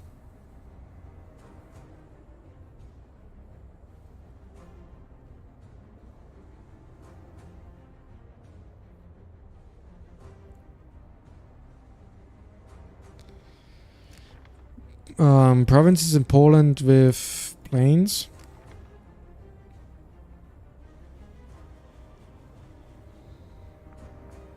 I don't even know what you mean. I don't really see that many planes here. This is planes, this is planes, this is planes. I don't know. I still don't buy it. I don't think you can look at it that way. But here it is. A nice and pretty Panzer IV. Do you guys know I have a Panzer IV?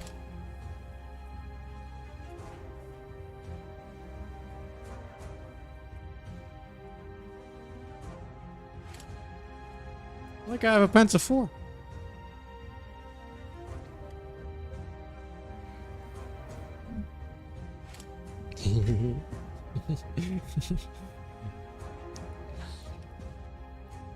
Yeah. Nerdy, I know, but... I mean, you can't join this tournament, of course, anymore. It's in the last round. It's been going on for months. And, I mean, if you go on my YouTube channel, the first round... When did we play that? It's been a while. 3 months ago, I uploaded it. Yeah.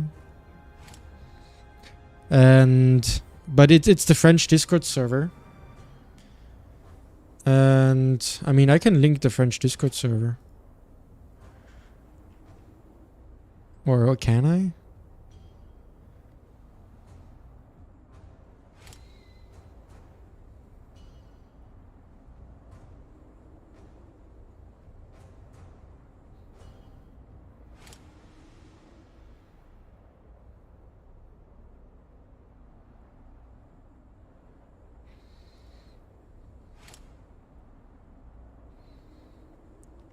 I mean, the tournament, I think this is it. This is the French... Huh? This is the French Discord server. You can join it if you want. And you can also join my Discord server. You can find that on my channel page.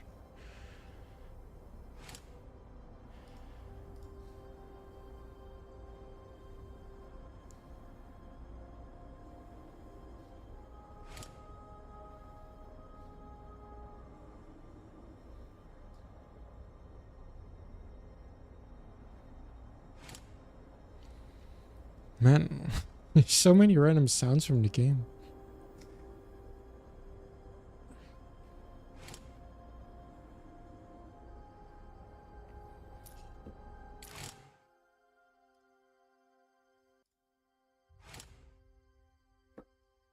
What is this sound?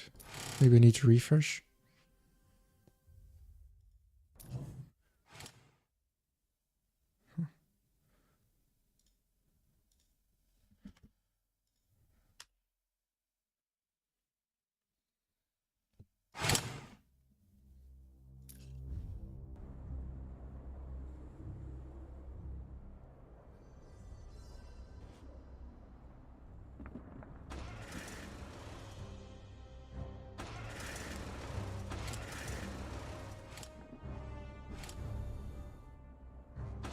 Wait, how many rockets are there? 7 rockets?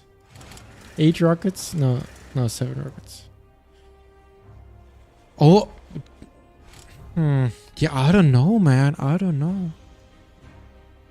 Like...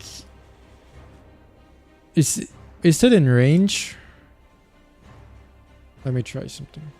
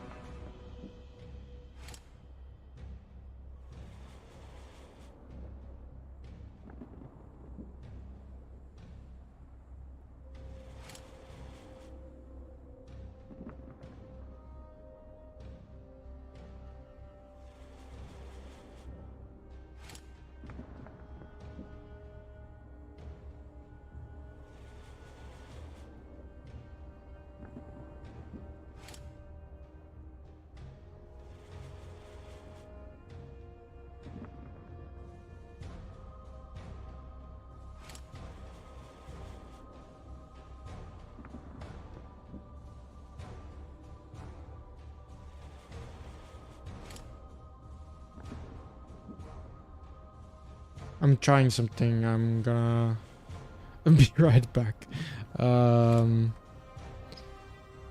Just trying to figure out whether those flying bombs will be able to hit that airport.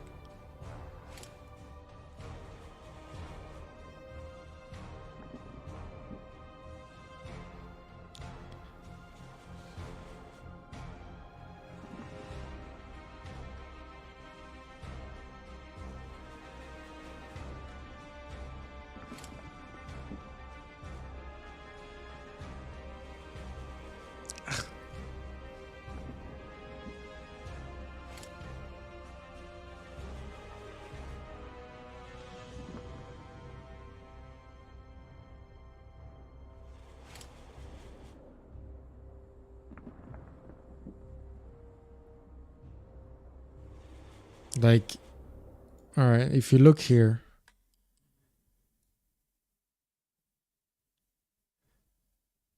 Yeah. It's in range.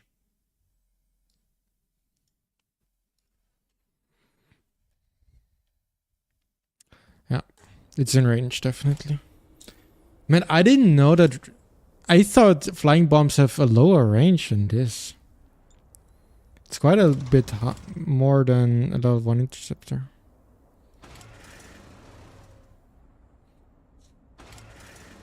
Yeah, I mean, I have to admit I'm scared for Ukraine too now.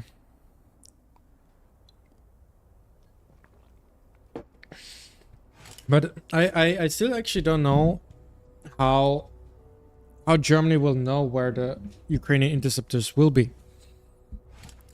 Can you just assume that he's gonna be on that airport? Because you assume that he's gonna want to conserve resources, so he wouldn't build another airport if he doesn't need to? Maybe.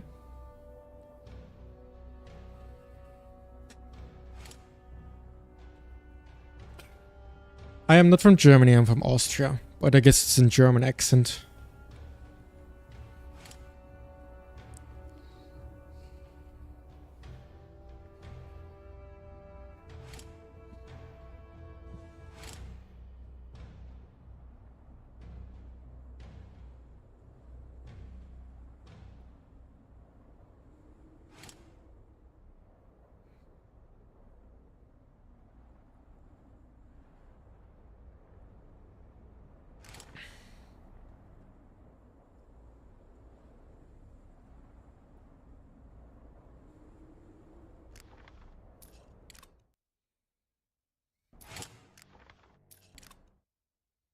Oh wow, he's actually 15 units ahead.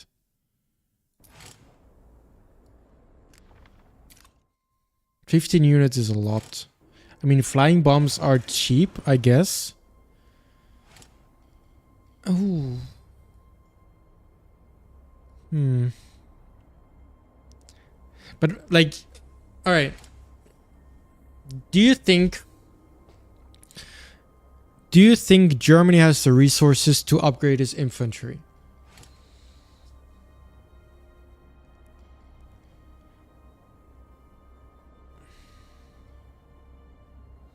Because I mean, I feel like that would be like if Germany does have the resources to upgrade its infantry. I agree, it's looking rough for Ukraine. But if Germany is like, yeah, he doesn't need to upgrade his infantry, and he wants to, like, he prefers to make flying bombs and medium tanks. I mean, then I feel like this 55 against 40 is just not resembling reality, because Ukraine will have, you know, higher quality troops. It's quality versus quantity then.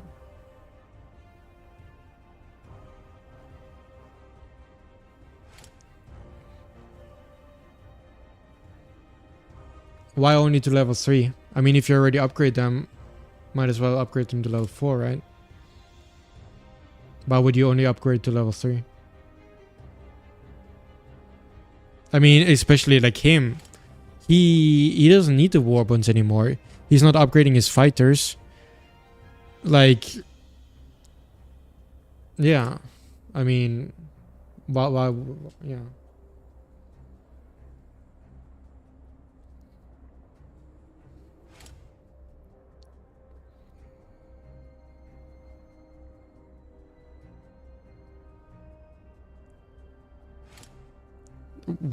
The sound is here again. Is this... Oh my god.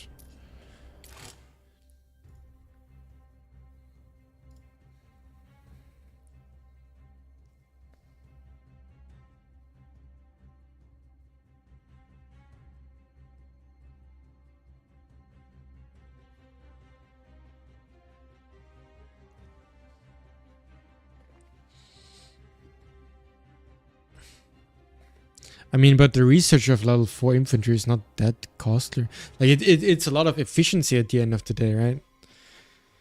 I mean, you pay like a little bit over 2,000 in resources, and then to get like a ton of value.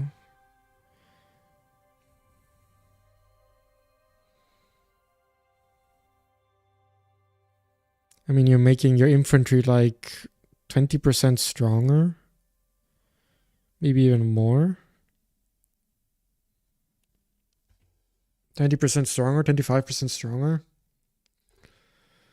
For 2,000 resources. And no manpower investment. I mean, I don't know. It seems stupid to only go for level 3 infantry. Unless you need the war bonds for something else, which I don't think Germany does.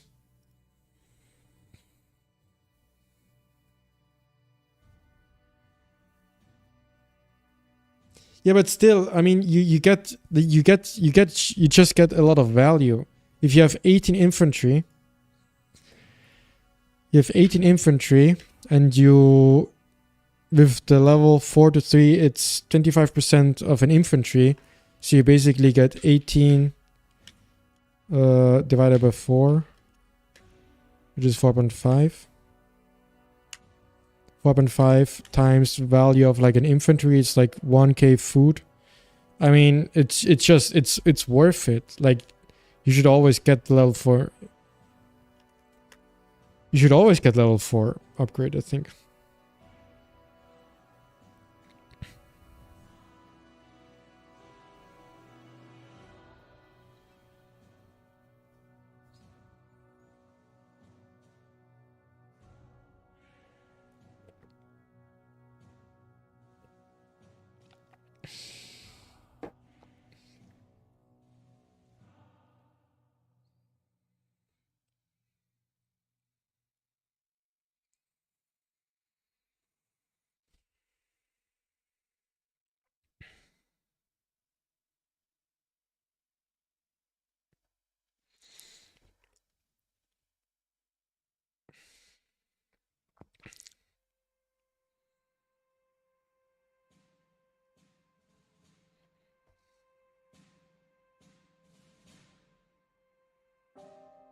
So also, I guess it will be interesting where the fighting is gonna be.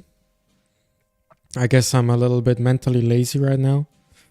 Why try to predict it if it's gonna happen anyways? But yeah, I don't know. If I would be Germany or if I would be Ukraine, I feel like I would just probably concentrate in the center.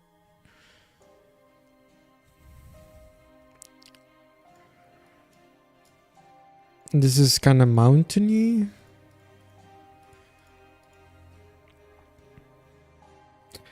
It's quite a big front.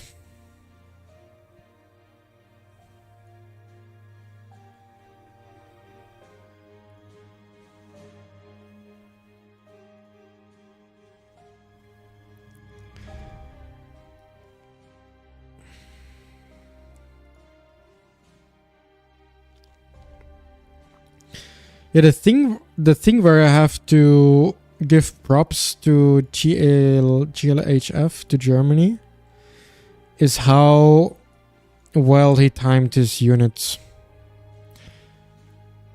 He seems to be just perfectly on time.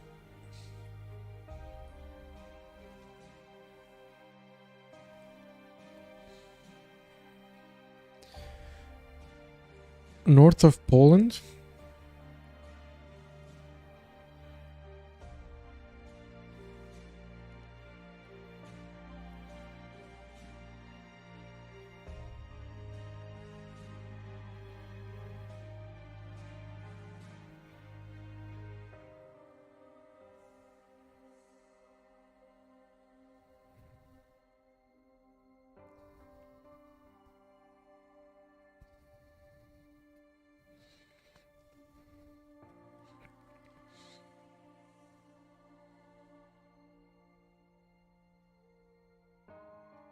And yeah.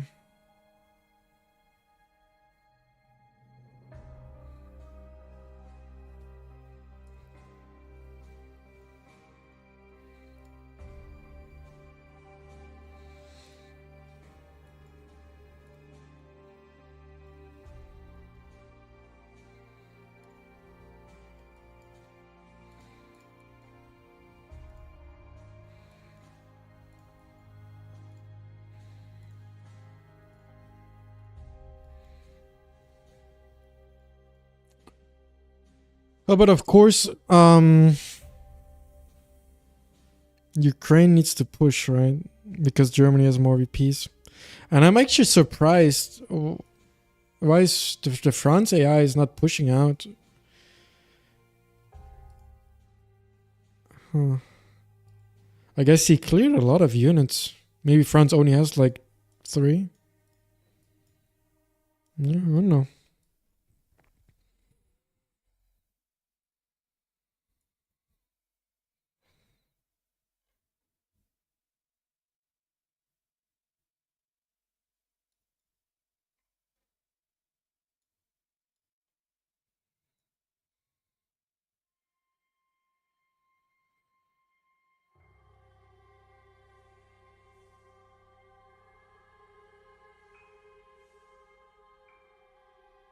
I mean, this is pretty central.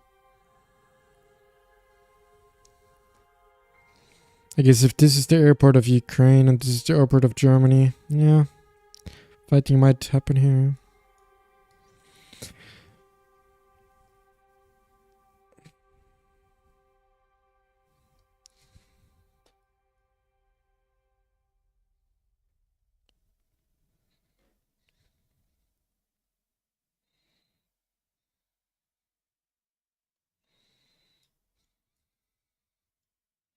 So how?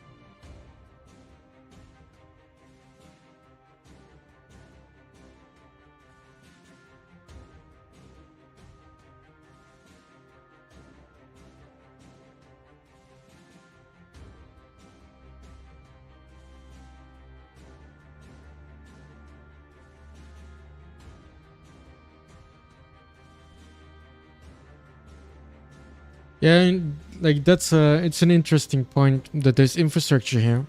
I didn't spot that. I didn't spot that at all. Oh, you know,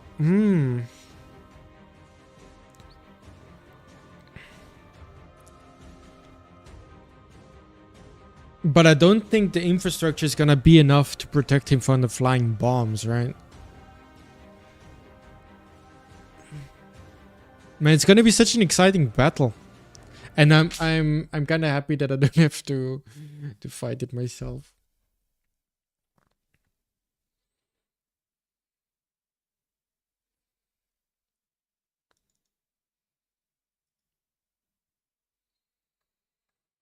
Mm.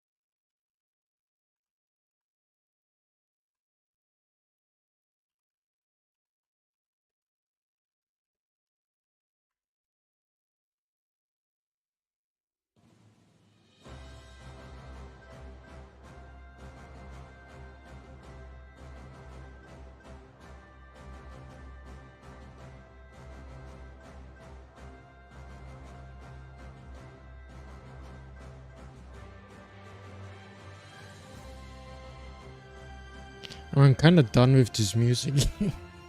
But yeah, you know, I've never been in a situation. Now I have to, because I probably can't play any music on YouTube.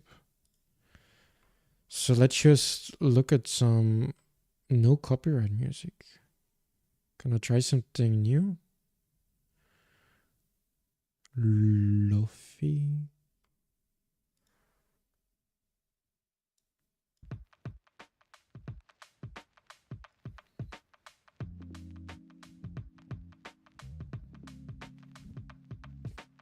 Alright.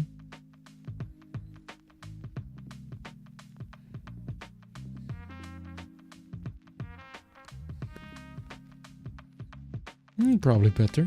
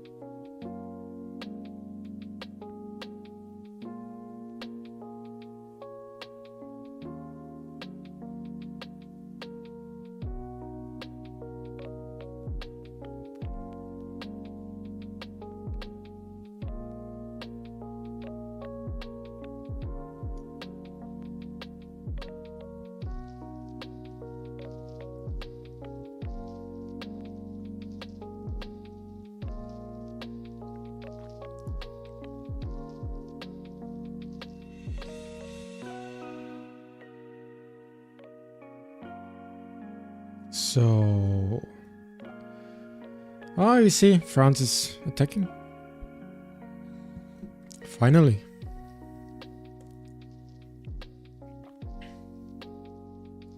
I think he just war bonded a second tank. That seems like a war bonded tank. Which makes sense, so... That is just in time. So, what's our flying bomb count at? 7? Yeah, and look, is he going past 12 planes? Yeah, look, he's making as many planes as he needs to beat the 10 level 3 airplanes, you know? But how many is that? How many level 2 airplanes do you need to beat one stack of level 3 airplanes? Probably...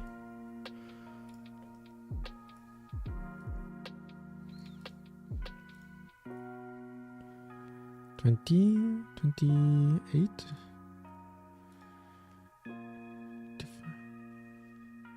Oh, that's not a big difference.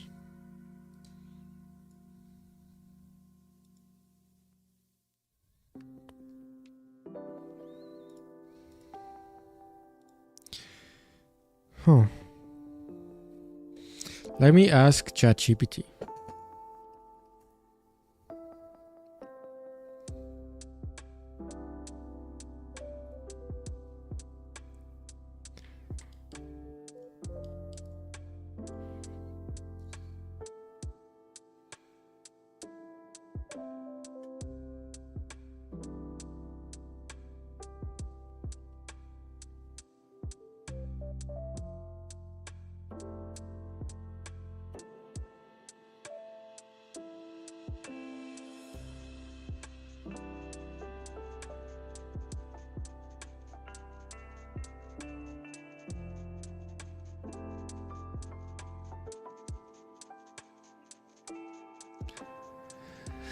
But I don't know if ChatGPT knows how the Call of War combat system works.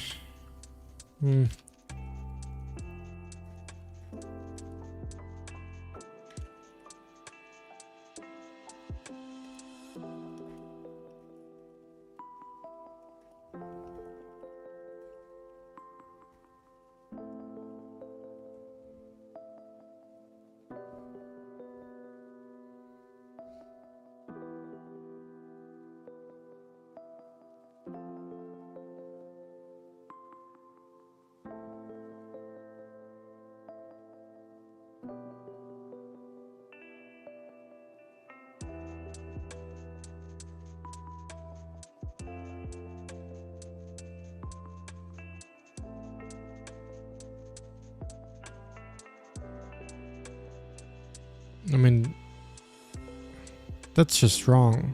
It's wrong, though, right? Ah, screw this. Don't think he knows.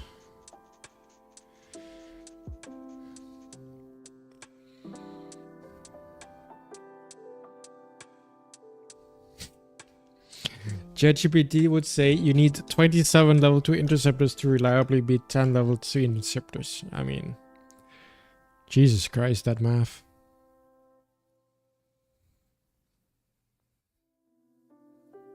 The camera's down again.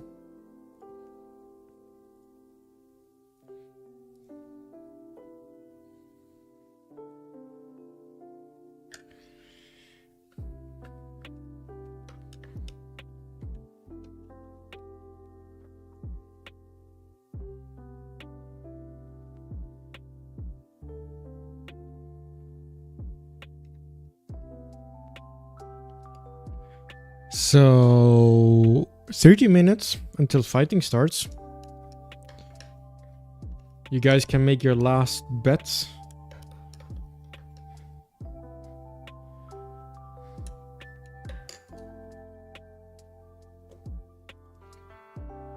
$60 units against 43. Oof. But like, I don't know, Germany's pushing so many units.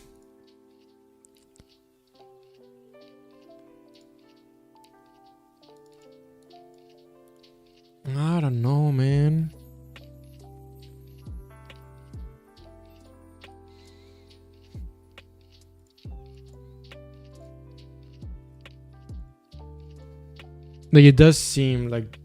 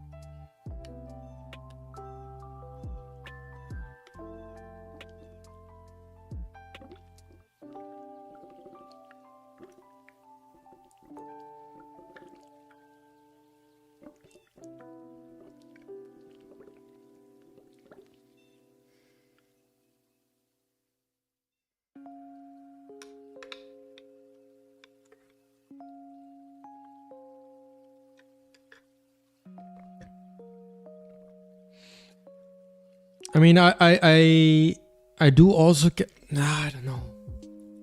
Like, it does seem like Germany is overpowering. It does seem a little bit like it. But I believe in Ukraine's skill. I believe. If there is an opportunity to outplay with air, he will take it.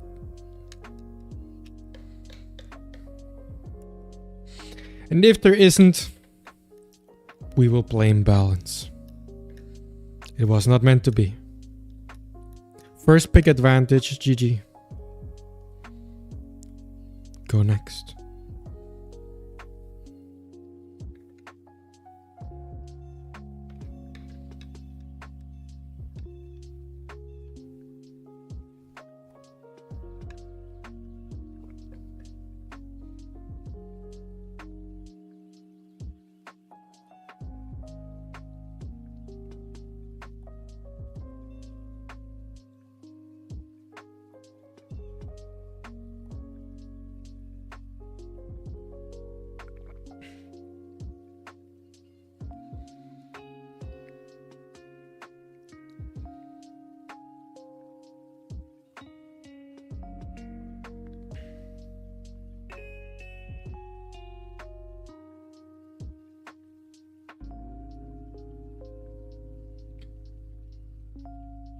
But yeah, I hope that he knows what he's doing. Ukraine, he just seems so fragile.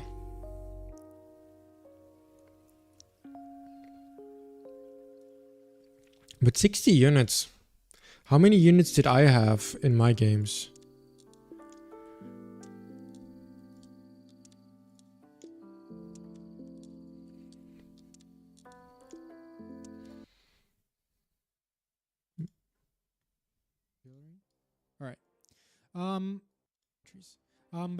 But anyways, maybe... Oh no, wait, that's the wrong video. I want to...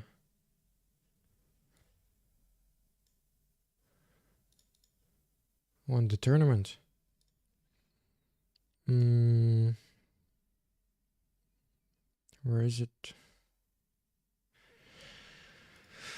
U-boats. I would make the assumption that he doesn't have bombers. Is that a reasonable assumption? Maybe this. Man, I guess I wouldn't see it from here. No, I can do that. Also, and he kills. But that's the enemy, right? Unless he has a far major can lose. Anyway, start like build. Actually, that is hard. The guys actually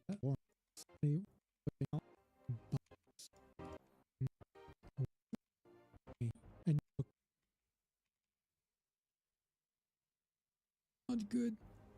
not good at all. You know, I might lose this. No, actually. Oh wait, is that my army?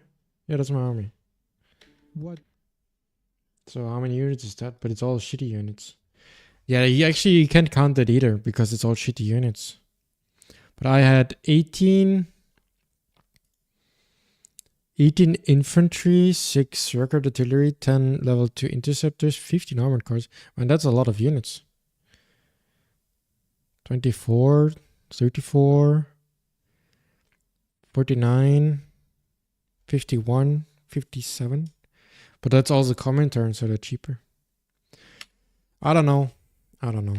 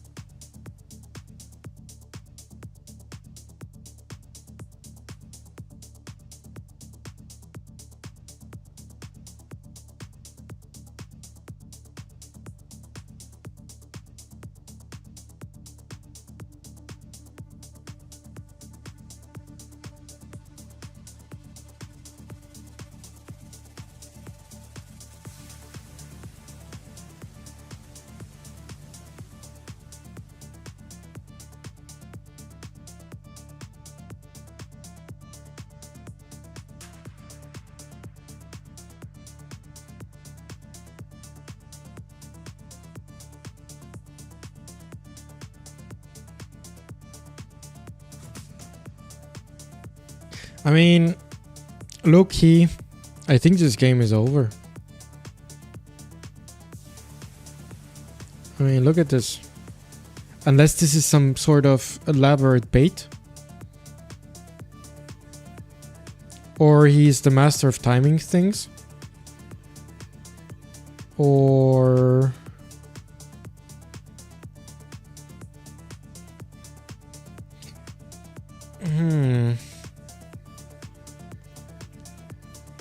or how does it work? Let's say you have like 30 units here. You have 10 planes, 30 units, a level 2 airport, a level 2 infrastructure, and then he probably also, because he's a good player, he's putting like, you know, one of these level 1 forts with only like 5 HP or something, or like 1 HP. And then 7 flying bombs hit it. I mean, like, I never really understood how the system works, right? Because like not all of the, it's not gonna be 69 damage to structures if there's 30 units and 10 planes on the ground. And there's gonna be 3 buildings. But maybe he also has spies. I don't know. Like, I guess there is...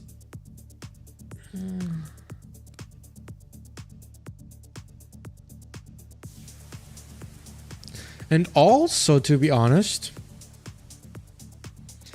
maybe it's not the end of the world if his planes turn into convoys, because he will have like infantry and AA here. If he has all his units clumped up together anyways, his convoys won't be exposed.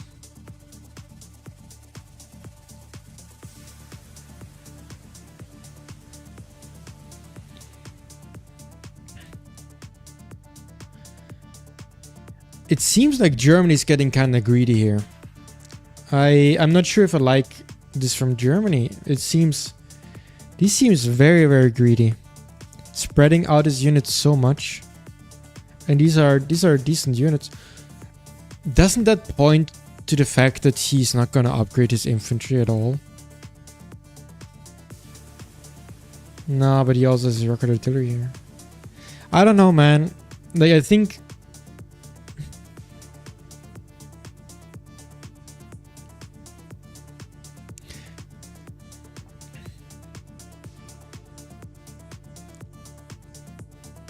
he can rebuild the airport. Yeah, I mean, sure. Yeah, like, yes, you know, well, okay, so if he doesn't have a ton of units with good AA here, rebuilding the airport is like not a great option, right? Because the rockets would come, they would also kill the morale, and because he's probably gonna put all his war bonds into instant upgrading his infantry and his interceptors. He's not gonna have a lot of war bonds left to rebuild an airport on low morale territory. I don't think you can rely on that.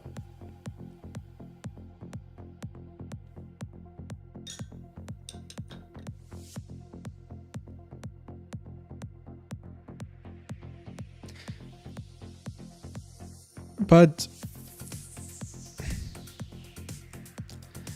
I think there's still some chance. Like, Germany, it seems like he's gonna throw units away. Even though, I don't know, I guess because he can counter air with air, right? So maybe he's not throwing units away. I really don't know, man. I guess I'm a worse player than both of these people. So I guess we just lean back and enjoy the show.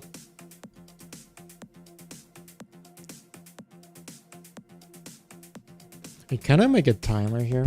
Let me try something.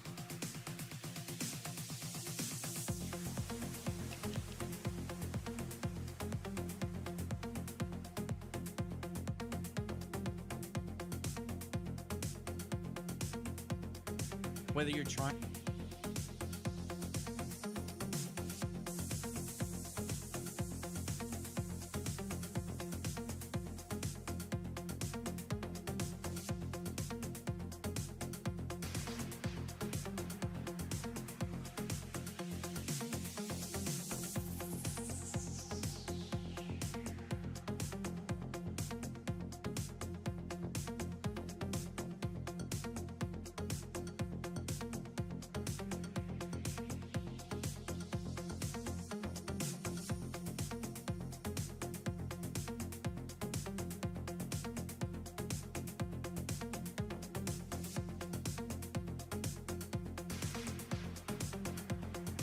So shouldn't they already be upgrading? Is there some mind games? Oh, I don't know. Maybe it's less than 16 minutes. Is it maybe like 12 minutes? How long do these take to upgrade?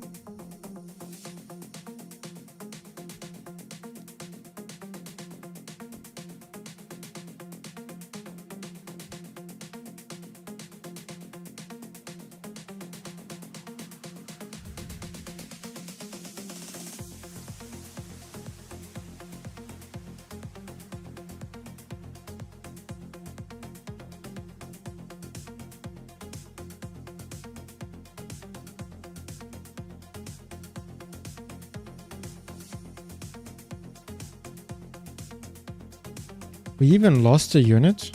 Maybe an AT gun. He also lost a unit.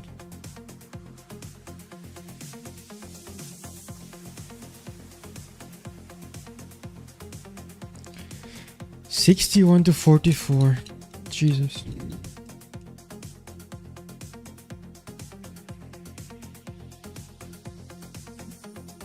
Six minutes?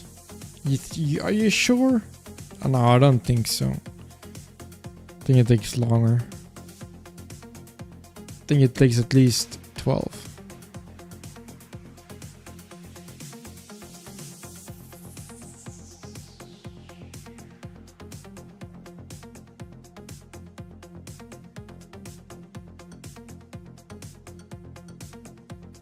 I guess we have the answer.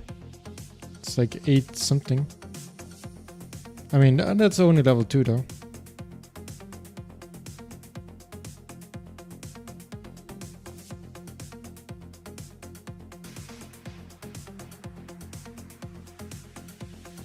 But yeah, we're getting close. So how many fighters is he gonna have, Germany? That's 12. Wait, I think he has more.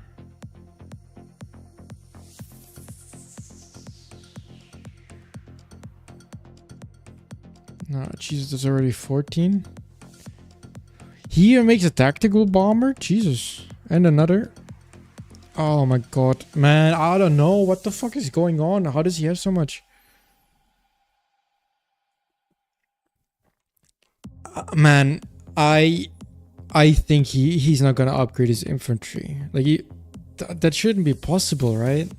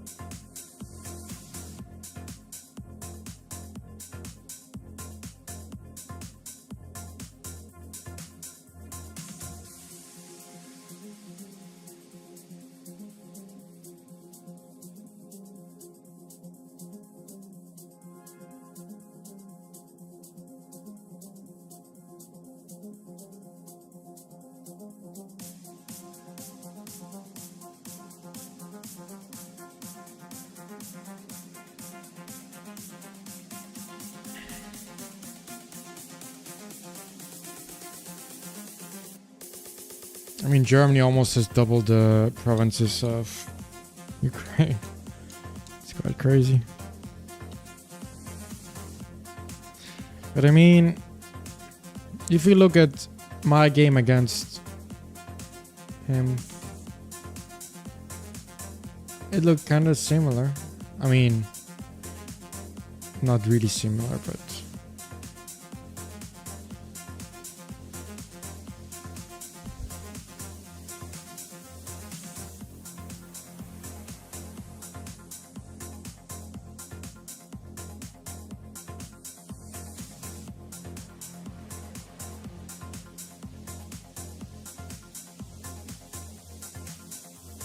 Like, I also had way more territory. And it didn't mean anything.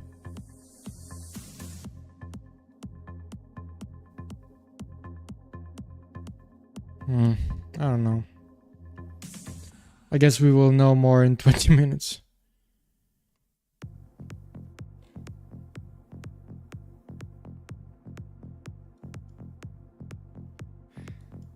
And yeah, I don't know. Wait, where are they? Where are they? Huh? Oh, he repositioned them. Oh, he repositioned them. He put them out of range. Nice. The game is not over yet.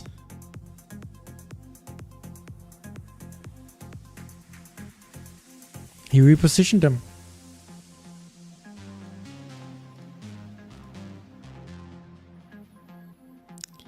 I wonder... Oh, did he scout it? No, he didn't, right? Is he so starved? Like, shouldn't he do the same thing as Germany? Like, Germany has these forward airports.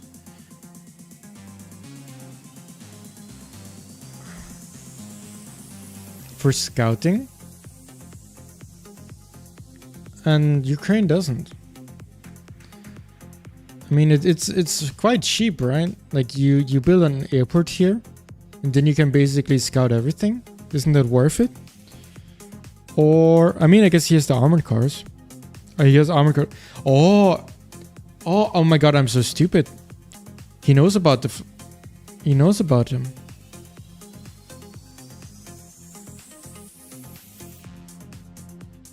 Huh.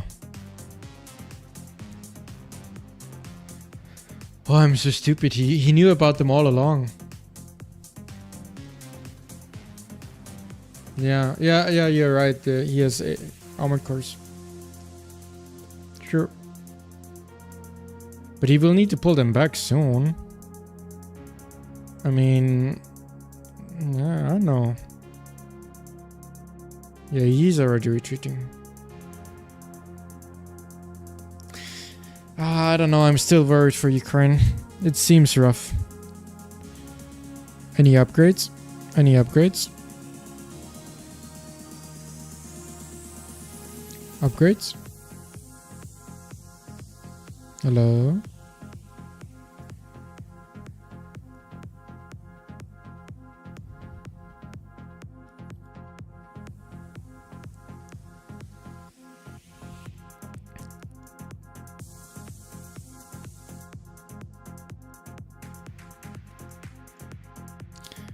Man, I don't know. It does seem that Ukraine is just very starved for resources.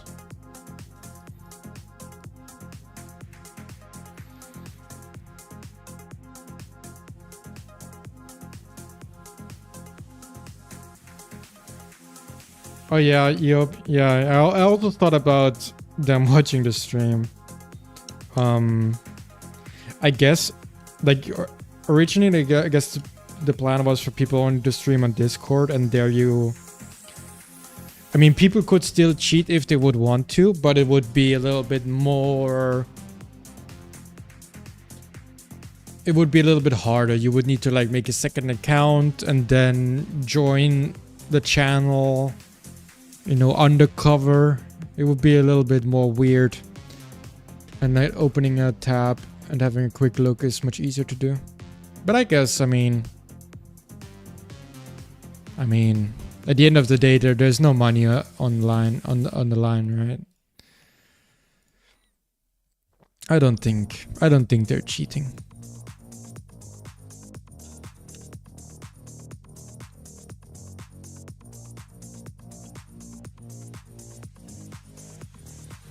But yeah, I guess. But it's a good point. How would you ever stream a competitive Call of War game? Oh, look, he's upgrading. 810. Wait, is that how it... Oh, no. No, it's probably also 845 for him. Oh, and that also answers the question. So he leaves a 2-minute gap. There's a 2-minute gap between day change and upgrading. Which is probably the same that I would do. So he's not superhuman.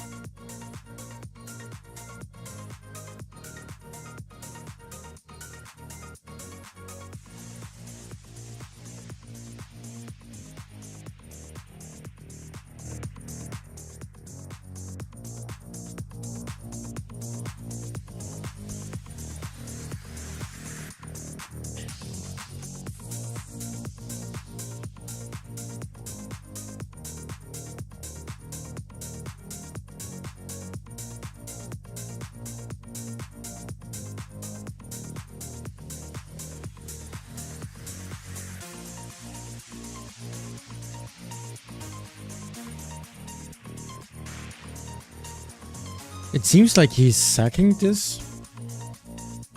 That seems kind of strange. Oh no, he's huh?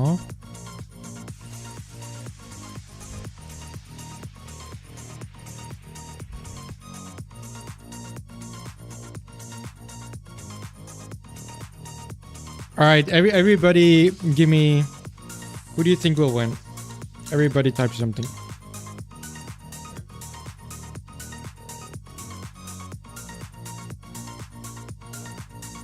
Who will win? Let me know. Or at least, who are you rooting for? The chat with a 10.5 KD on his profile. Or the other chat, I guess. The chat who did not create a new account to prove how good he is.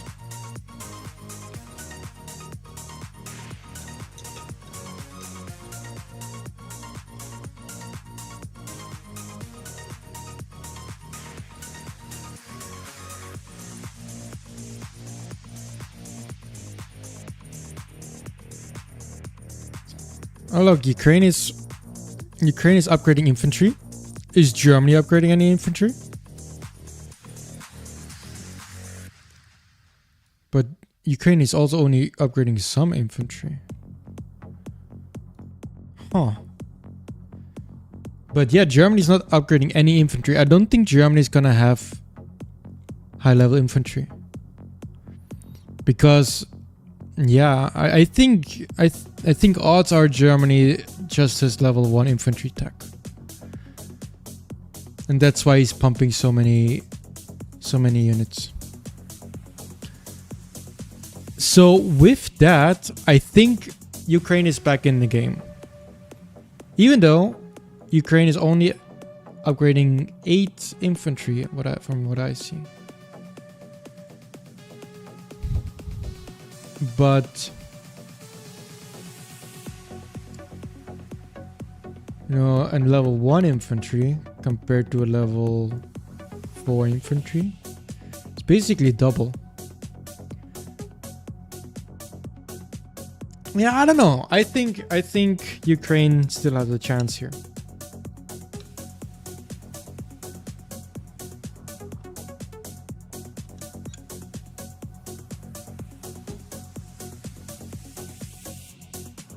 Oh my god, 2 minutes.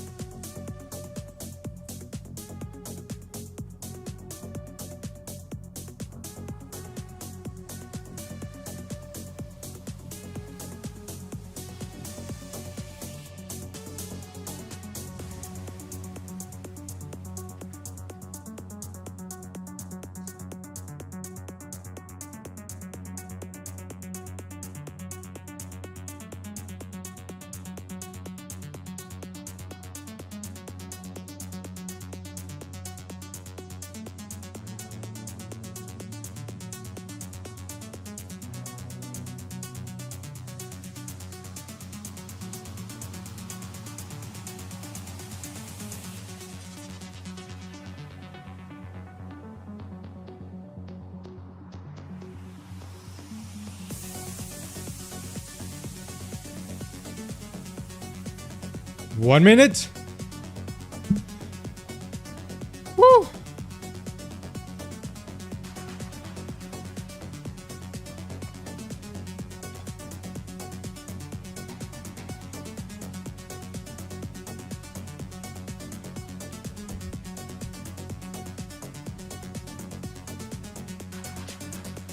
Flying bombs are still stationary.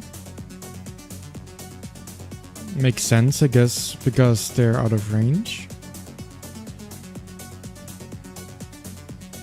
But he's positioned so defensively, right? I mean, what?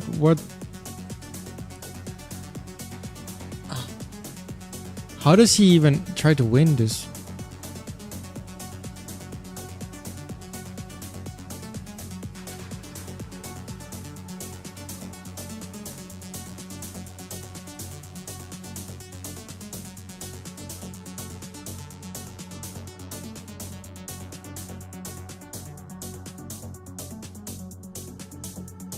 All right.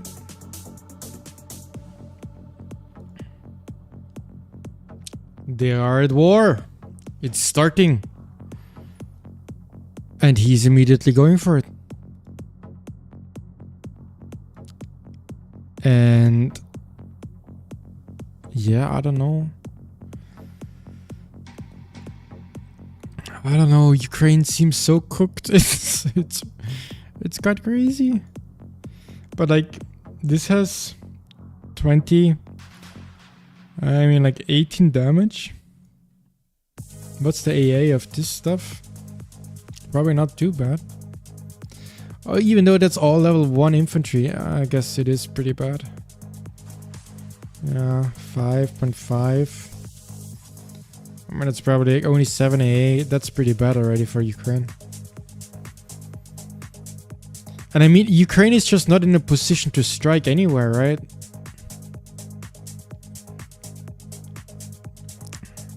And the thing is, Ukraine needs to attack because he's behind MVPs.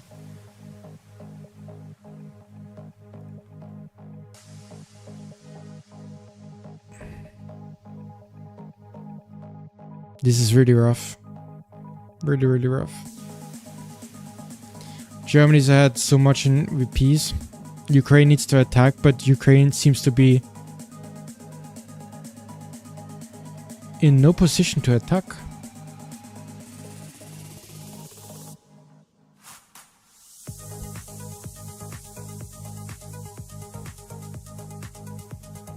He is moving. I mean, he has a better meat shield because of higher level infantry.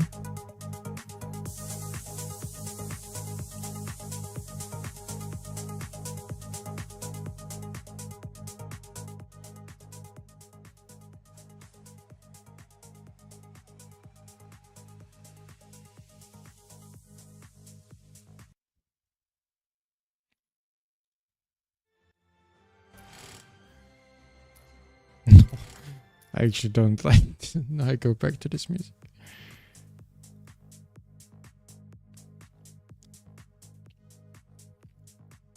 But yeah, this is the first damage that's being dealt here. And it's going in the favor of Germany. Oh, I see. Ah, because the level 3 fighters have higher range than the level 1. Of course.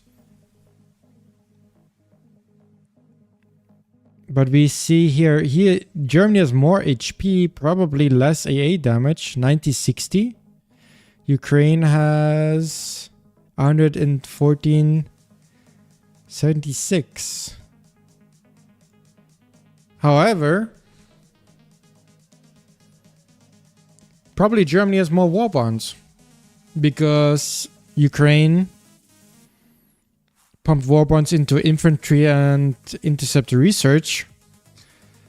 And I guess Ukraine sees that. But I don't know. What is Ukraine doing? Like, even, I don't know. Are you really gonna let this die? That's 4 units. 5 units.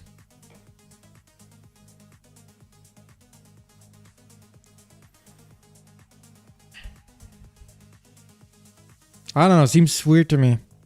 I feel like he should have made like 1 or 2 more interceptors. But he... Oh, he's attacking now. Oh! Wait, what? Oh no, he cancelled. Oh no, did he? Wait, what happened with the interceptors?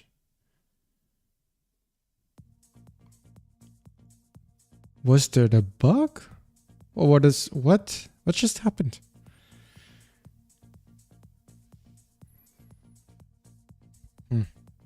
Strange.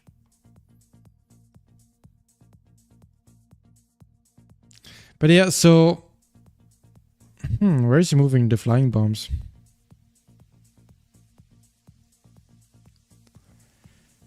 I mean, to me, it seems like this push in the center is the only thing that Ukraine has going for him. And what can he achieve here?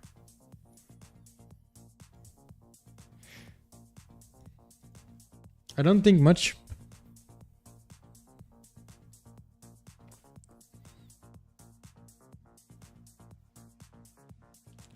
Oh. Can he... But they're not refueling? But they dealt damage. Why are they not refueling? Shouldn't they be refueling?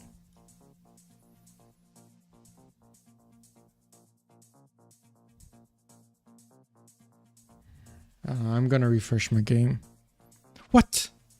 Why are they not refueling?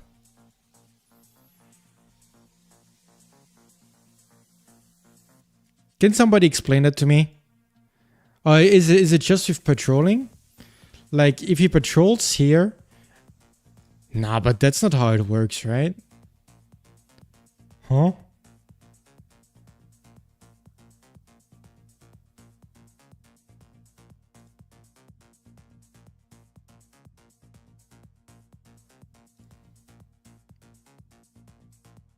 It's gonna be actually super nice for Germany to take this battle.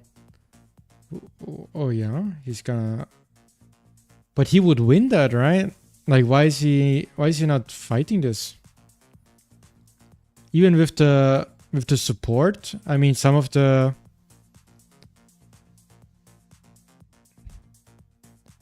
I don't fucking understand these players.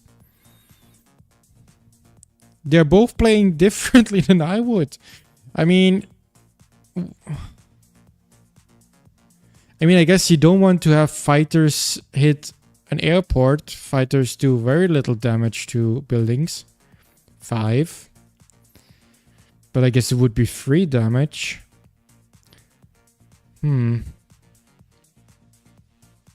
don't know. I guess...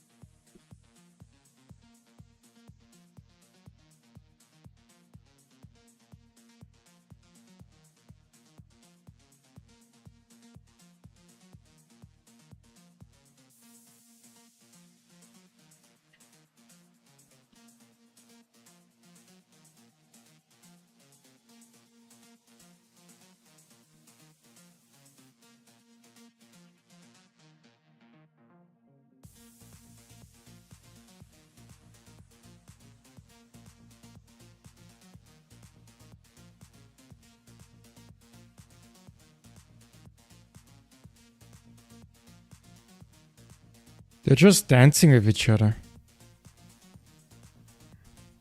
But I still feel like it's... The clock is ticking. And it's 46 against... 64. Is Ukraine upgrading more infantry?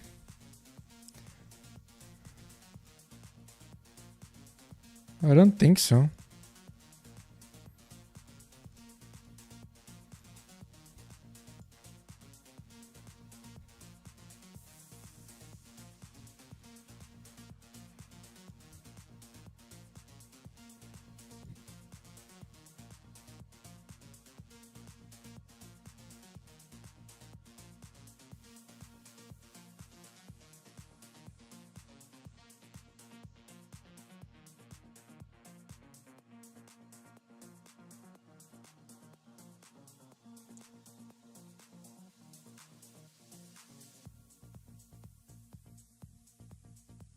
Like, so, okay, what are the victory conditions?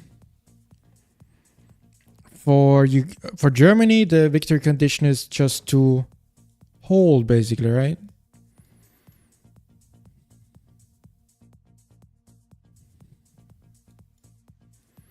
And he can harass the sides.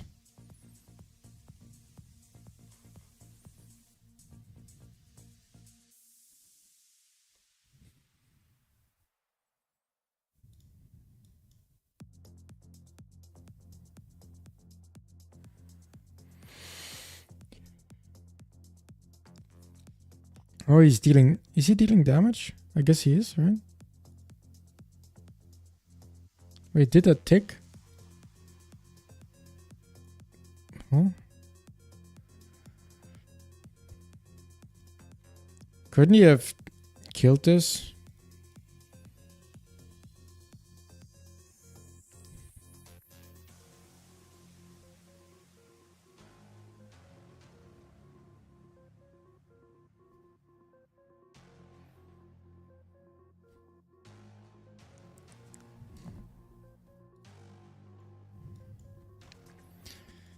So now his idea is to push the airport with the armored car, which is actually smart, right? Because now he will force him to evacuate his bombers. So his bombers will go here. Is he already doing that? No, he's still patrolling.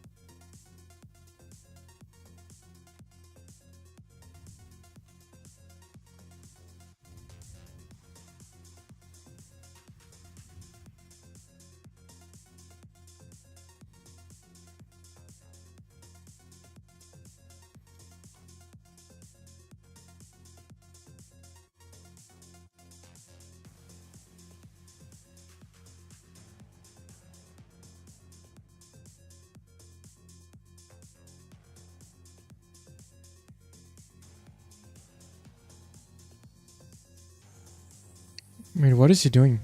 Is he attacking? Is he attacking the planes? No, right? What?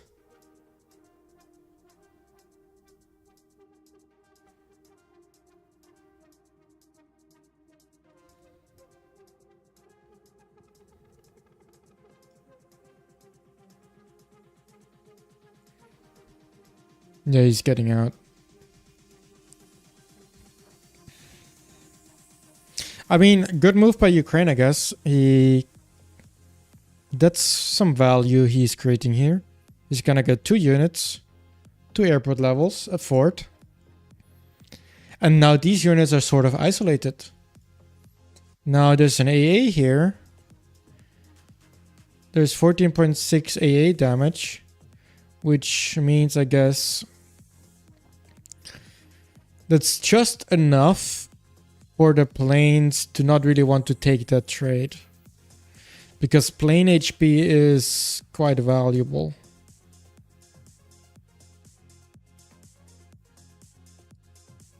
Or...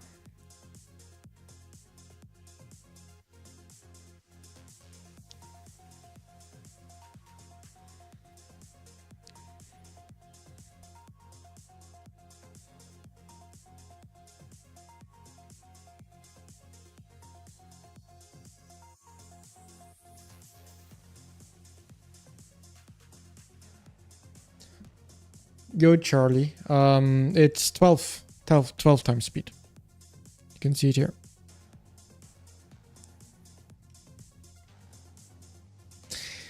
Yeah, at the start it was the plan that the finals and everything is 24x speed, but I guess people didn't really like it. Apparently 24x speed is too fast. And especially with like planes, I get it. Like planes are already fast with normal speed. And with 12x speed, they're really fast. With 24x speed, planes are just blasting everywhere.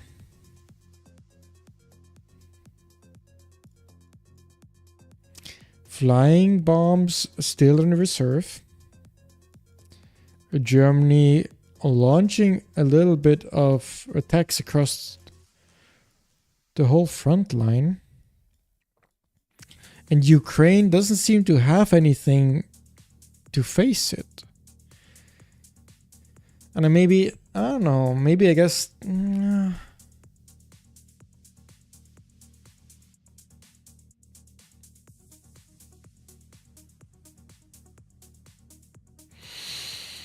But yeah, first blood goes to Ukraine in the war.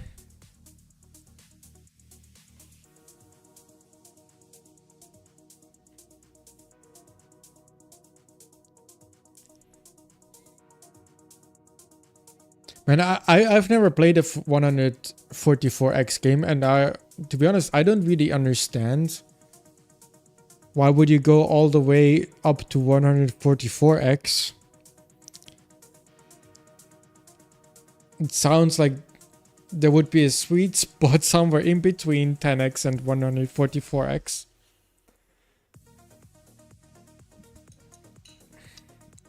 I would be super down to experiment more with speed settings, but unfortunately you can't really do that.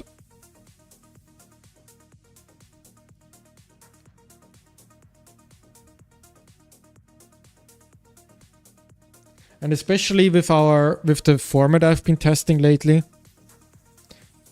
and like the fighting windows, I would like to test a way, like play with 2 or 4 times speed, maybe even 3 times speed, I don't know.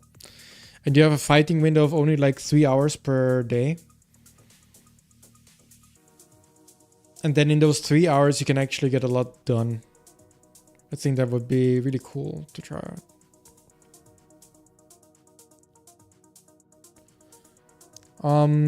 This tournament is hosted by the French community, by the French Discord. And yeah, they're hosting other things. I don't know, random games, I guess. Like me and my community and my Discord is something separate though. And I'm hosting my own games. And I guess, yeah, I like to experiment more.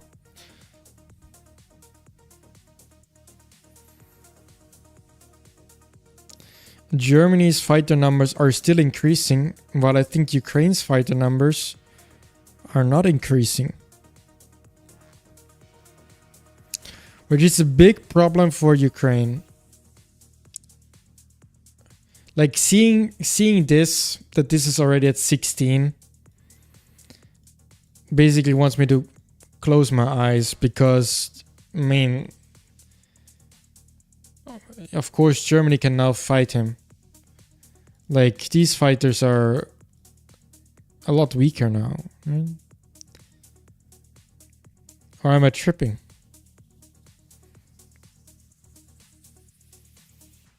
Uh, 130 is actually a lot.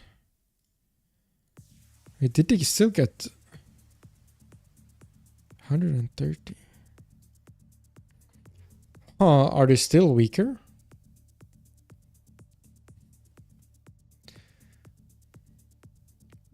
Do you guys know who would win?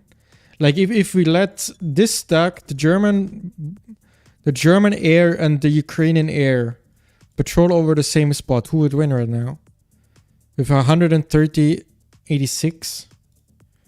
in 1960 and 375 to 80. I guess Ukraine would win. I guess Ukraine is still ahead then. But he needs to make some additional interceptors, man. Why are you not making some interceptors? I guess he has a level 1 aircraft factory, and probably a level 3 plane would take him like an hour, 20 minutes, something like that. I get it, but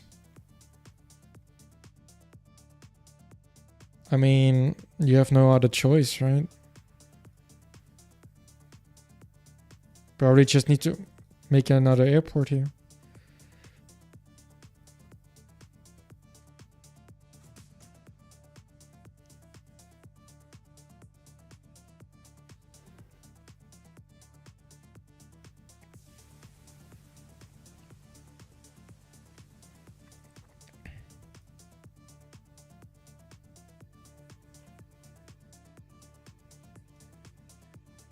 Romania is counterattacking Germany, but it really doesn't matter.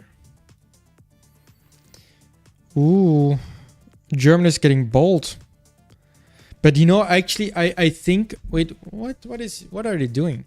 I think all that Germany needs to do is wait for 1 or 2 more rounds of fighters, of interceptors, and then he can't be challenged anymore. But I guess he doesn't know that Ukraine is not producing interceptors.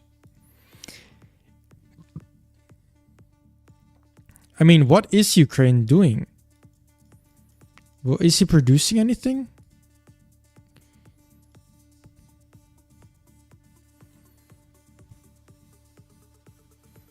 He's not... okay, so he's upgrading some more infantry. That's good. So I guess he's not AFK or something. Oh, look. Ah, that's a good play. That's a good play by Ukraine. Nice. That's a good play. So Ukraine got an attack off. Oh my god, look at the flying bombs. Oh my god. Oh my god, oh my god, oh my god. No, oh my god, no! No! No! Germany repositioned his flying bombs from, I think, this place to this place. And Ukraine, I don't think, saw that he built a new airport here. Now this is in range of this airport. Before he had them in this one. And now he's getting hit. I think, are they all dead? I think they're all dead, right?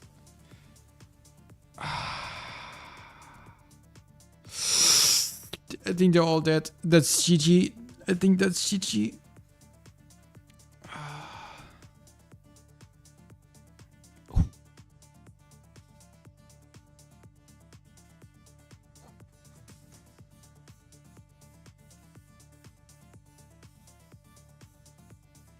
GG.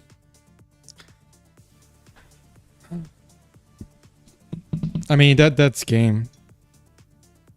100%.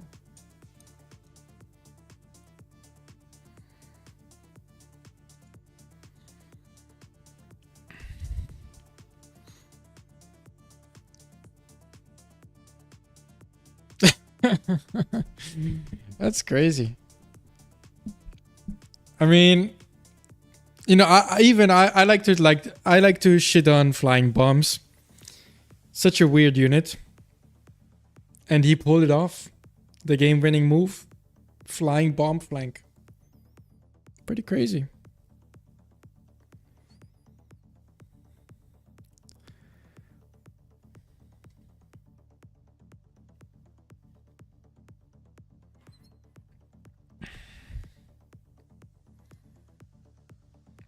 Yeah. Yeah, he's calling it. And that makes sense. GG.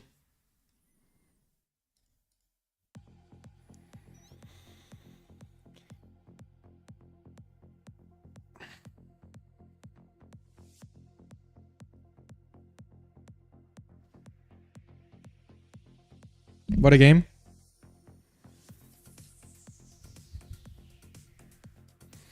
But it's always crazy that these games, like these 1v1 games, they are decided so quickly. I mean, it's like 3 days of grinding it out, and then the war only lasts 25 minutes. Yeah.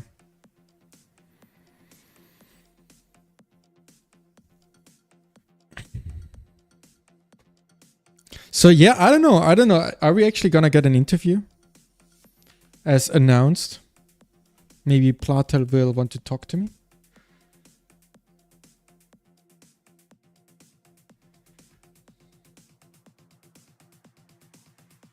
I mean, I think the problem was he didn't, like, Ukraine was under pressure, right?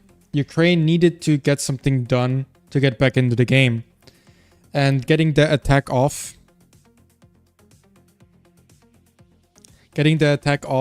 was something like that. So he felt the pressure, he went for it, and dealing 100 damage to the German Air Force would be a way to get back into the game. And I can totally understand why you would do that.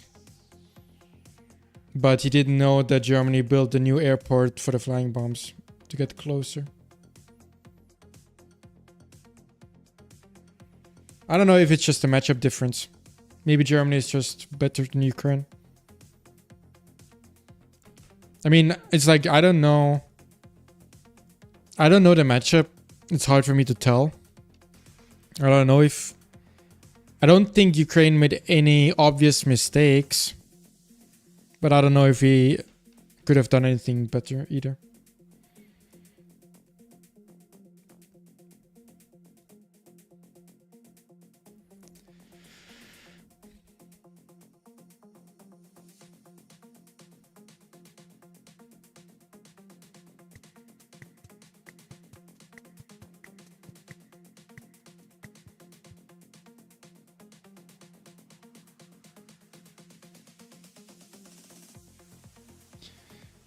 Um...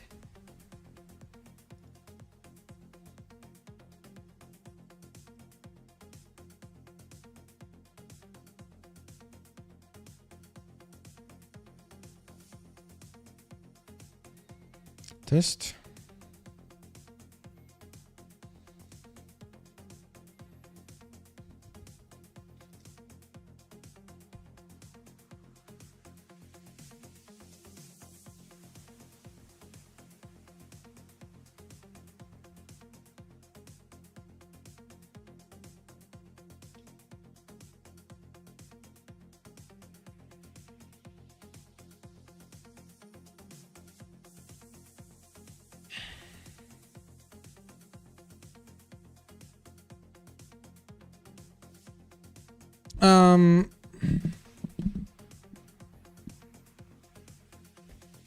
Hello. Hello? What a match. Yeah. The ending was quite crazy. Yeah, the flying bombs. Insane. But you know, like, yes, the flying bombs were crazy, but I feel like the game was really rough for Ukraine Yeah, before no, that.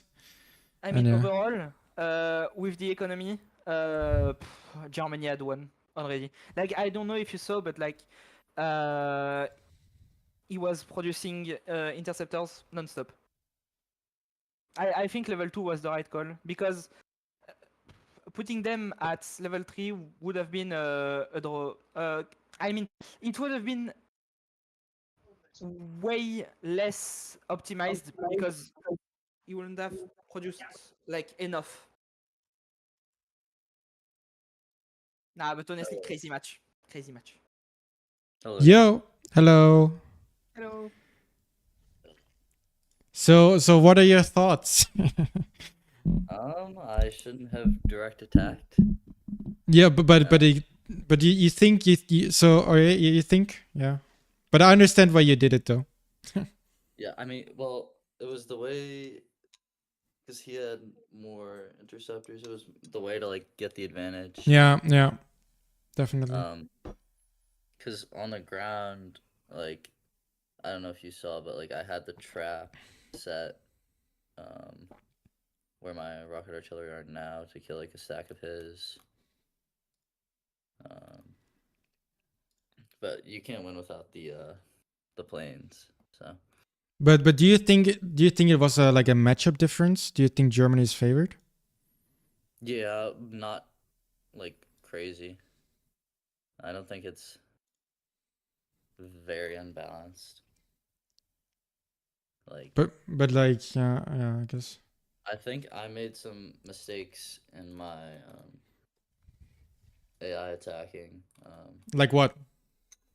The last time I played, I made cruisers, and I farmed Russia. I was able to get more of the Caucasus, the coast of Turkey.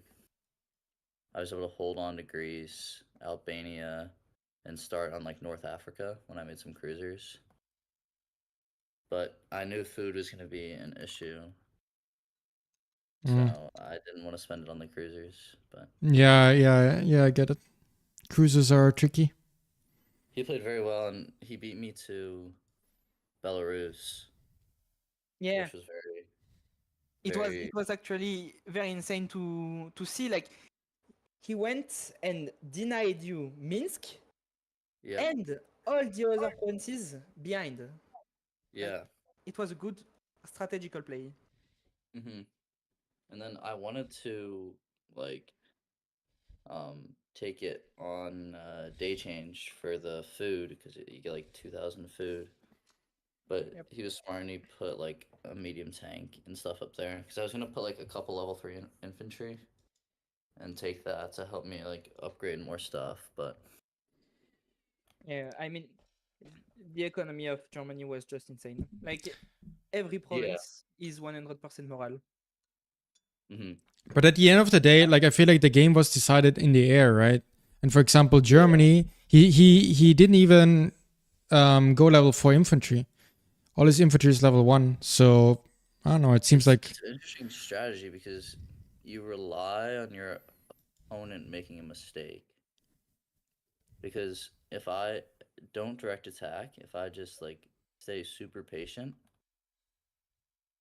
like I don't think it's like 100% that I win, but I but think I have. is that the case? Because he was still pumping level 2 interceptors from 2 airports, and Yeah, like I legit mean non-stop.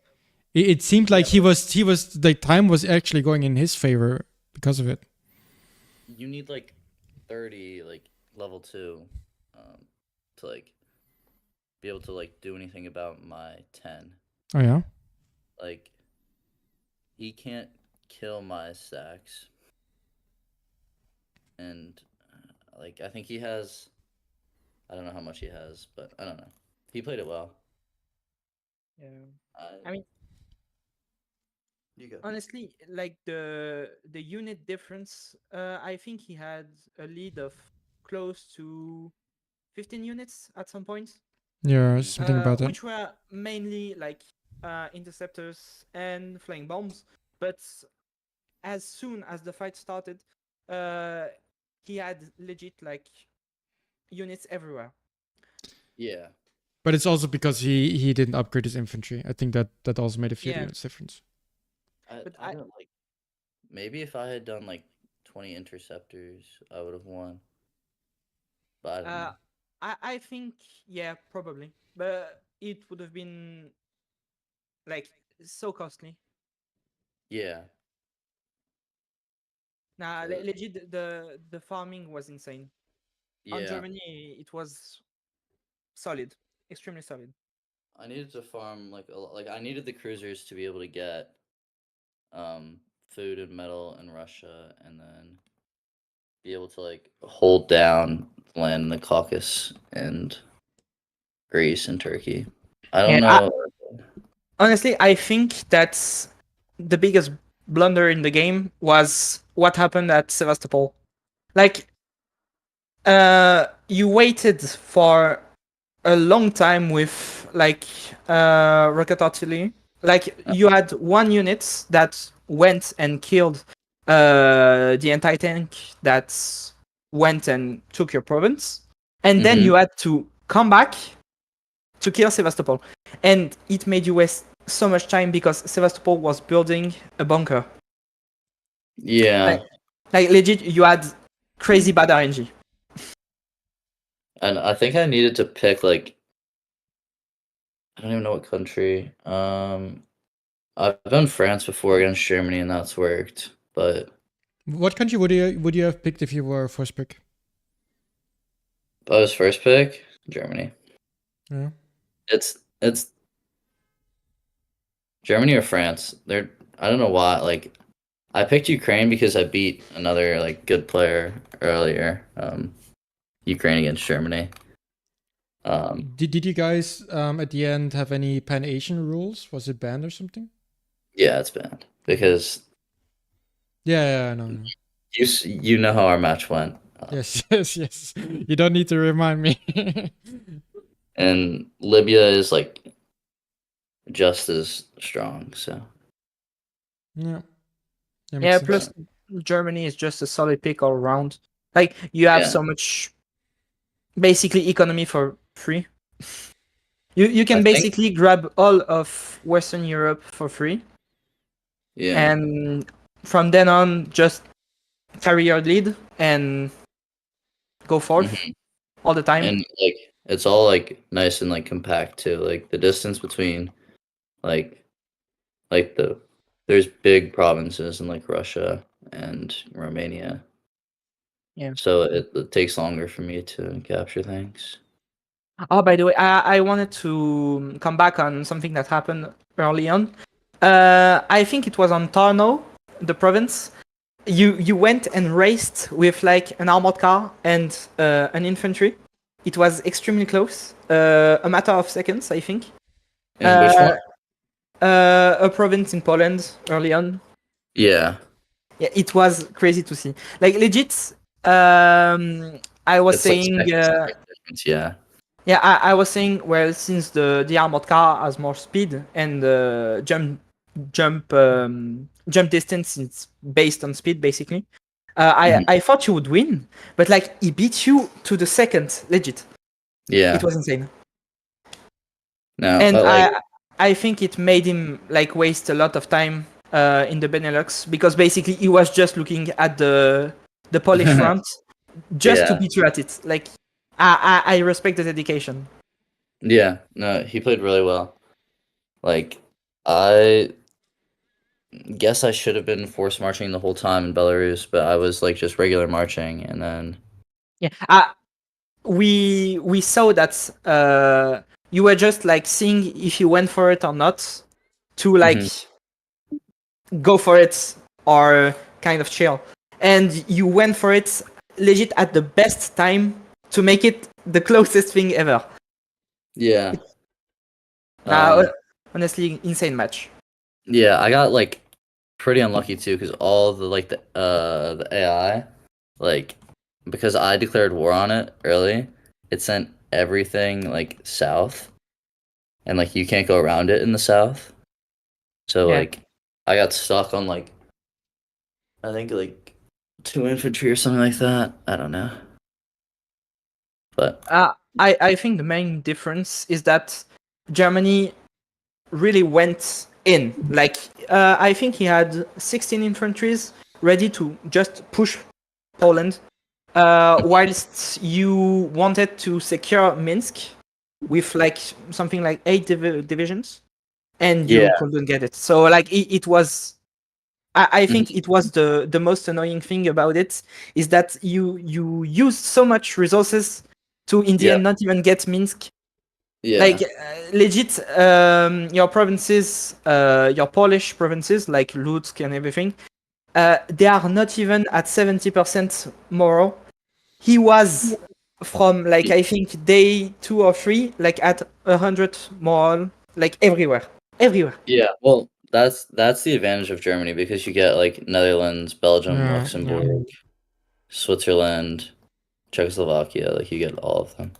So And it's even crazier because it enables you to like basically do anything. You want to build like planes, go for it. You want to do infrastructure, you can do it as well, extremely fast. Like having such a high morale early on is busted.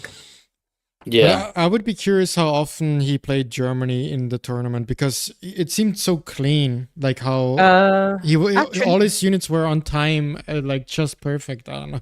not It so was kinda many cool. times. I think. I think he played it like 2 times. The rest of the Mm. time, he was playing Italy against Libya and won every single time.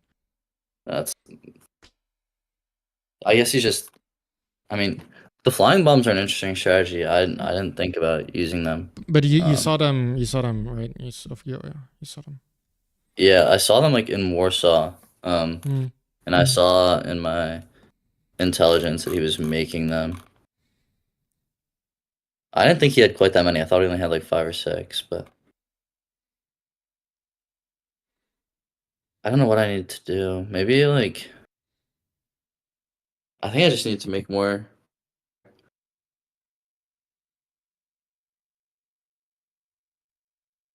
More interceptors or more in general?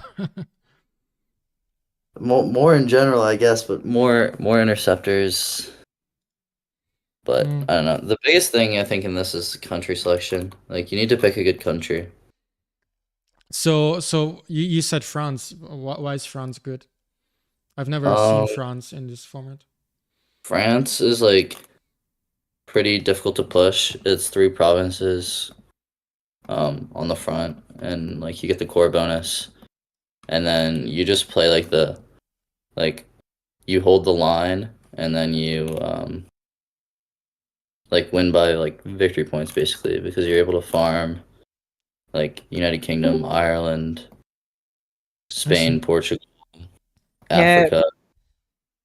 basically you roach and farm with cruisers.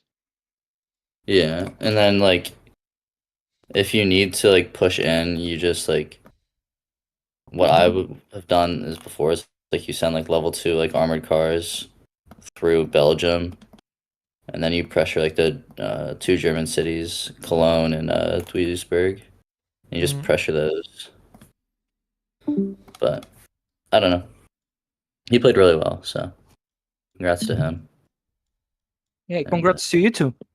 yeah, Yeah. second place for the second time, and because I don't know if you guys are familiar, but there's like a players league server, and I got second place in Ah, that yes. 1v1 tournament as well to Wavering Spy. So Third Next time's the time. charm. Yeah.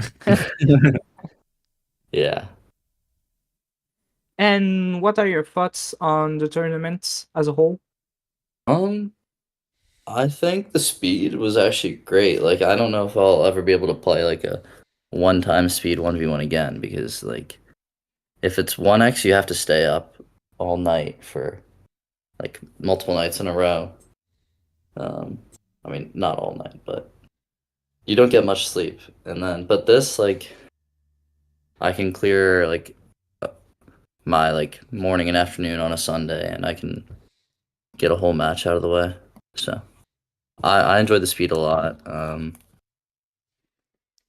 I So didn't like the like declare war Yeah, I on the mean, AI rule, but personally, that's just because I forgot. I think it should get reworked or just deleted because it's annoying for players because they can forget and be punished for it. They well can't play around the AI behavior also, which Mm-hmm. is kind of annoying. I mean, yeah, all around it's not a good idea. I think it would need a rework. Yeah. And then other than that, I liked the countries and that like if like you picked Germany, there was like only a certain amount of like options you could pick. Like you couldn't if someone took Germany, I couldn't take like Egypt. Like it kept the fight close. I, I Um I think the problem with that is that it's still a 1v1 at the end of the day. And if you're just farming for VP, it's mhm. like it's not even a 1v1 anymore. Yeah. And basically it will be like who can farm faster, and Germany is exceptionally great at this.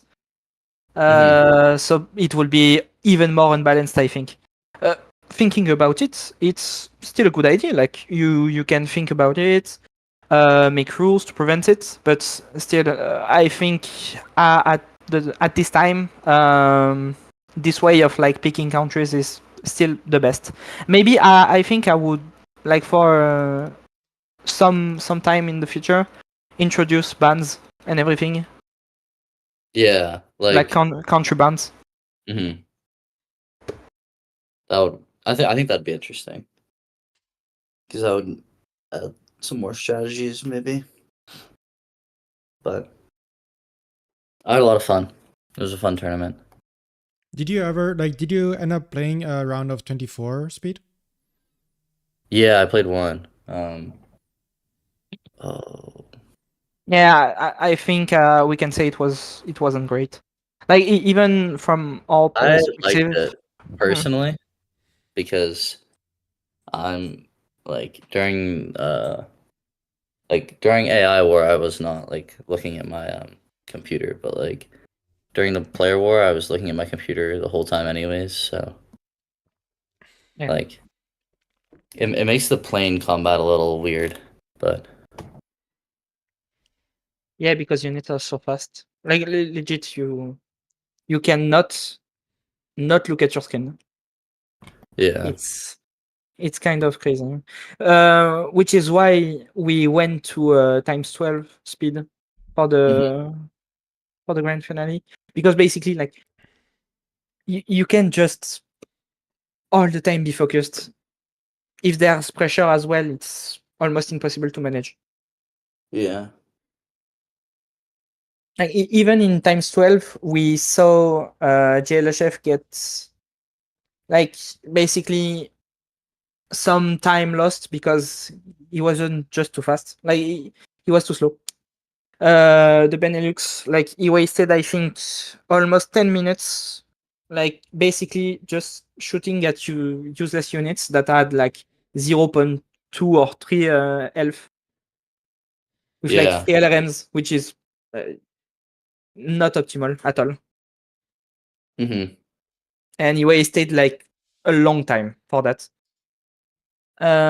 So yeah, I think times 12 is like almost too fast, but I think it's near the perfect like time ratio, time speed Yeah. ratio. I think especially if like it's a like speed tournament cuz like if it was just like regular like times like 8 or 10 could be good, but like I think that the fact that it's like advertised as speed and then times 12 is like perfect. So, Cool.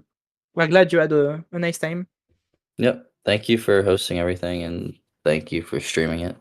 That's always cool. So, Yeah, thanks to Felix, we managed to do 2 streams, one in French, one in English, which is a new thing for us. We nice. never streamed anything, which I think is something great. Yeah. I think it's good for people to be able to like see what's going on and learn like strategies that people in the final are using. Yeah, but before then we were just like sending messages to say like, hey, X player went to the final, you know, and like we never really saw what happened. It was always Yeah. kind of messy. Now, like because well, well we are kind of like I think like we're 5 or 6 in the org team, which is like literally 3 times more than the average. Mhm. uh, it kind of lets us, focus more on the players, helping. Yeah. Yeah. Well, yeah, I'm excited. What are the next things you guys are gonna come up with, and if it's gonna be cool stuff, I'm happy to cast again and play in it. Yeah, yeah. Obviously, I mean, personally, I don't know if I'm still gonna be in the rock team in the future, I see. but uh, I still have some ideas to give to the other guys, and Yeah. I'm sure they will do great stuff with. Well, I think this settles it. Maybe GLHF will be available sometime in the future. Honestly, I don't think that I'll stay in the channel just to wait for him. Um, because tomorrow he has school. So yeah, I mean overall, super great final.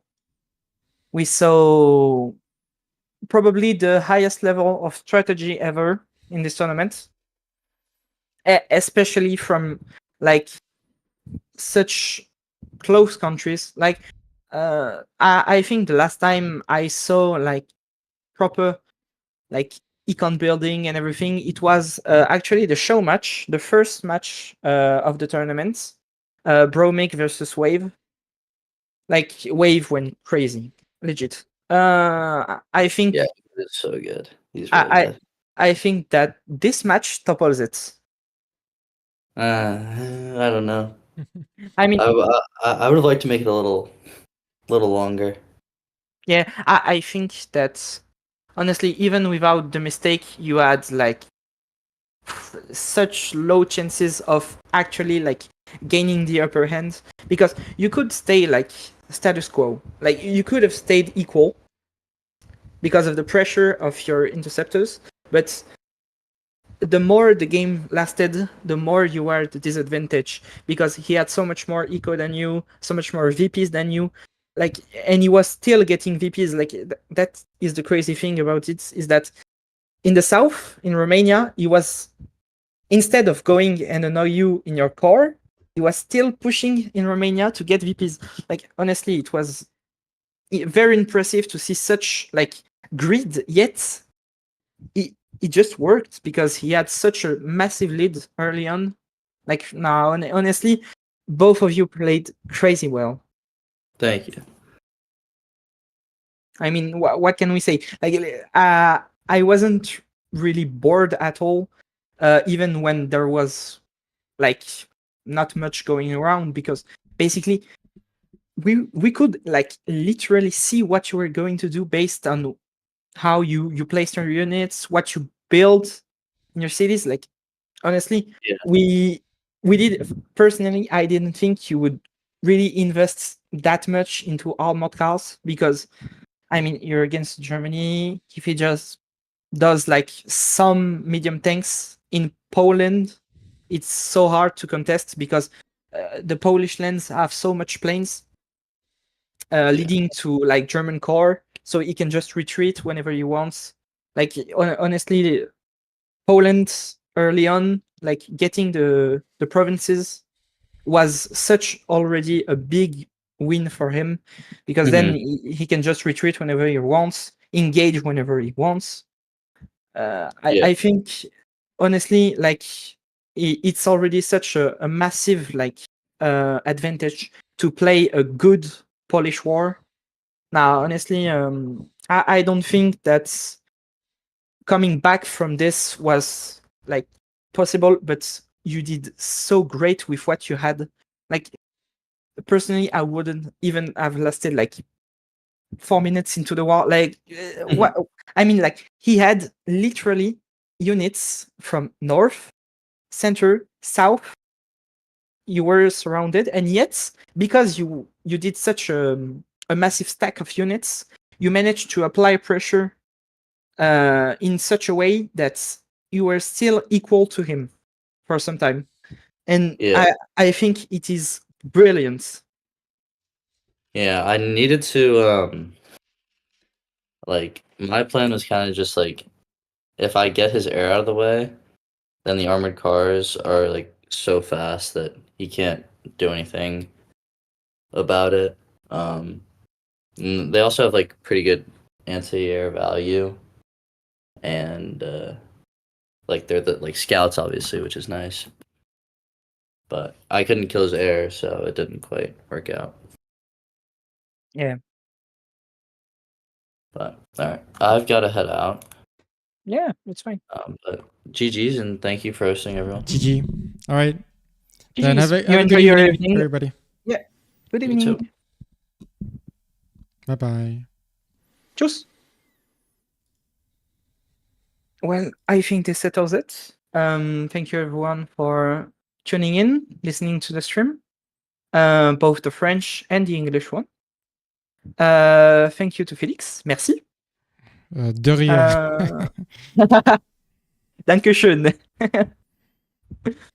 Now, obviously, like we really thank you because organizing such a thing was not easy to say the least. Yeah. And yeah, I think I wouldn't have lasted very long in English and French. Like, switching up between the two languages is not very fun. I see. Well then, yeah. I had fun too. Didn't mind doing it. Yeah, I tuned in at some point on your live. Great commentary, actually. Like you really went and like did the math, talked about like statistics and all. I mean, I'm curious. Like, I'm interested in the game myself. Like, like for me, my perfect final would have been them play Russian Empire versus Communist Russia, because when we were talking about balance, GLHF said that Communist Russia beats Russian Empire, and Platel said that Russian Empire is stronger. So I feel like they should have played it out. But yeah, never mind. Yeah, it's this argument took place like some time ago. I think like you saw how GLHF plays, like eco maxing, very safe playing, not taking so many risks, and with Communist Russia, basically what happens is that you can block out Russian Empire from like basically farming. And in that manner, yes, like Communist Russia can be better. But honestly, like personally, I think Russian Empire destroys Communist Yeah, Russia. me too. But apparently he said otherwise, and he won the tournament. So I mean, maybe he's right. I would like to see it, but yeah. Yeah. Another time. Maybe you should have a show match at some point. Yeah, honestly, we can. But like it would be. We would need like to get Bitro to promote the thing, and yeah. It's a mess. But yeah, then thanks for everything again, and yeah, bye. Yeah, you too. Bye. All right. Bon voilà, du coup, merci à tous ceux qui ont. All right. Yeah, my first stream. Interesting experience. Interesting game. I mean, I guess always in Call of War, even if it's 10 times speed, there's gonna be some boring stretches, but I guess it wasn't too bad. And we also we started with day 2. We skipped day 1. That made it a little better. And fighting didn't really last that long. Which, yeah, I mean, I guess that's just how it goes. That's just part of it. Makes me feel better that I also lost in like 10 minutes when I played against Plater. But yeah, then I'm also out, and have a great evening, guys, and see you maybe next time or something. I don't know. Bye-bye.